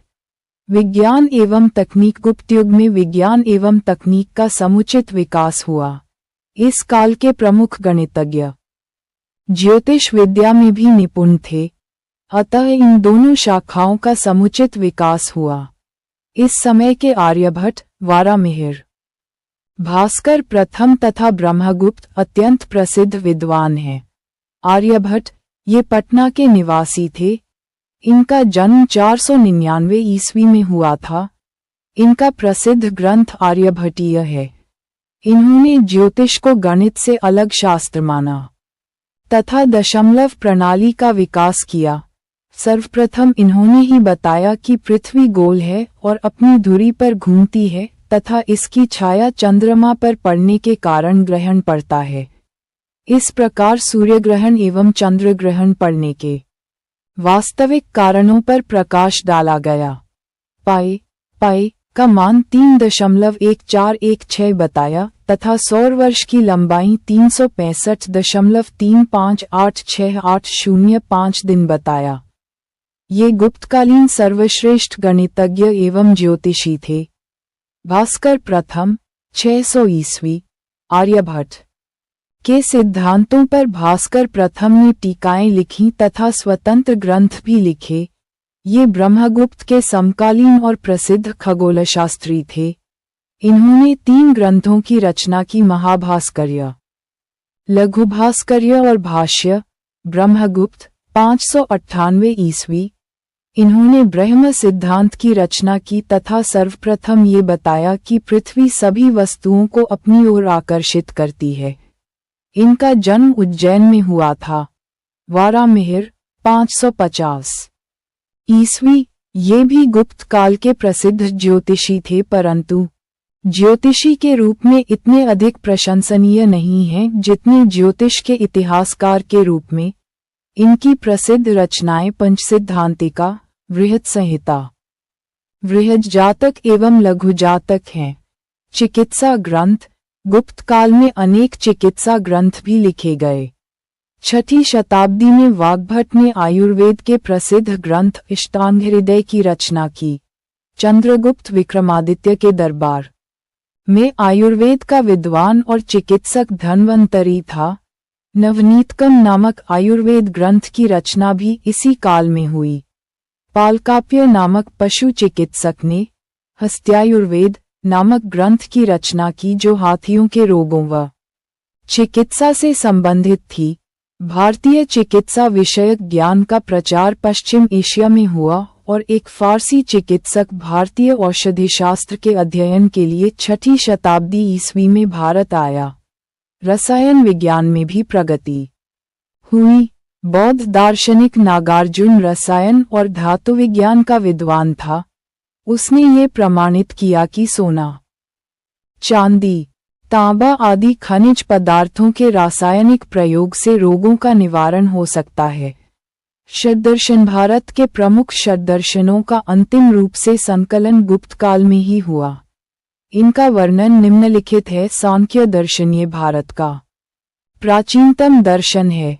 इसके प्रणेता कपिल मुनि हैं। इस दर्शन के सिद्धांतों का वर्णन ईश्वर कृष्ण की पुस्तक सांख्य कारिका में मिलता है। सांख्य की व्युत्पत्ति संख्या शब्द से हुई है। इस दर्शन के अनुसार जगत की उत्पत्ति प्रकृति और पुरुष से मिलकर होती है। सांख्य दर्शन जैन दर्शन से समानता रखता है। योग दर्शन इसके प्रवर्तक महर्षि पतंजलि हैं।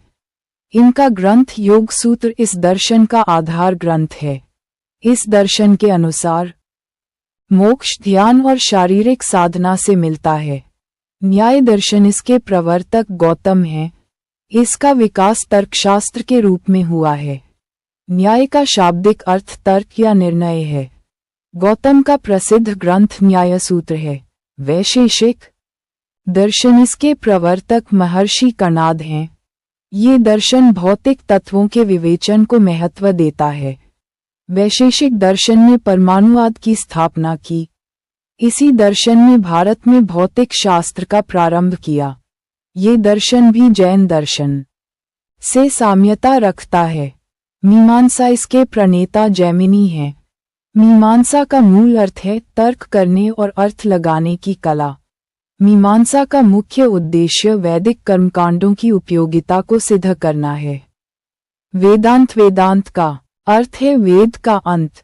ईसा पूर्व 2वीं सदी में संकलित बादरायण का ब्रह्मसूत्र इस दर्शन का मूल ग्रंथ है। बाद में इस पर भाष्य लिखे गए। पहला शंकर द्वारा 9वीं सदी में और दूसरा रामानुज द्वारा 12वीं सदी में। शंकर ब्रह्म को निर्गुण बताते हैं, किंतु रामानुज सगुण। कर्मवाद भी वेदांत के साथ जुड़ गया। इसका अर्थ है कि मनुष्य को पूर्व जन्म में किए गए कर्मों का परिणाम भुगतान पड़ता है। भारत के उपरोक्त षड्दर्शन आस्तिकवादी माने जाते हैं। वेदों को मानने वाले को आस्तिक तथा न मानने वालों को नास्तिक कहा जाता है। भौतिकवादी दर्शन चार्वाक अथवा लोकायत ये प्रमुख भौतिकवादी दर्शन है। लोकायत का अर्थ है सामान्य लोगों से प्राप्त विचार। इसमें लोक अर्थात दुनिया के साथ गहरे लगाव को महत्व दिया गया है और परलोक में अविश्वास व्यक्त किया गया है। ये दर्शन मोक्ष की कामना का विरोधी था। ये दर्शन किसी दैवी या अलौकिक शक्ति में विश्वास नहीं करता था। यह नास्तिक दर्शन की श्रेणी में आता है। चार्वाक के संस्थापक बृहस्पति माने जाते हैं। आजीवक संप्रदाय इस धर्म के उदय में नंदवच नामक भिक्षु का प्रधान हाथ था। वैसे मक्खली गोशाल आजीवक संप्रदाय के प्रवर्तक और उन्नायक थे। वे बुद्ध एवं महावीर के समकालीन थे। सुमंगल वासिनी नामक ग्रंथ से विदित होता है कि वे दासपुत्र थे।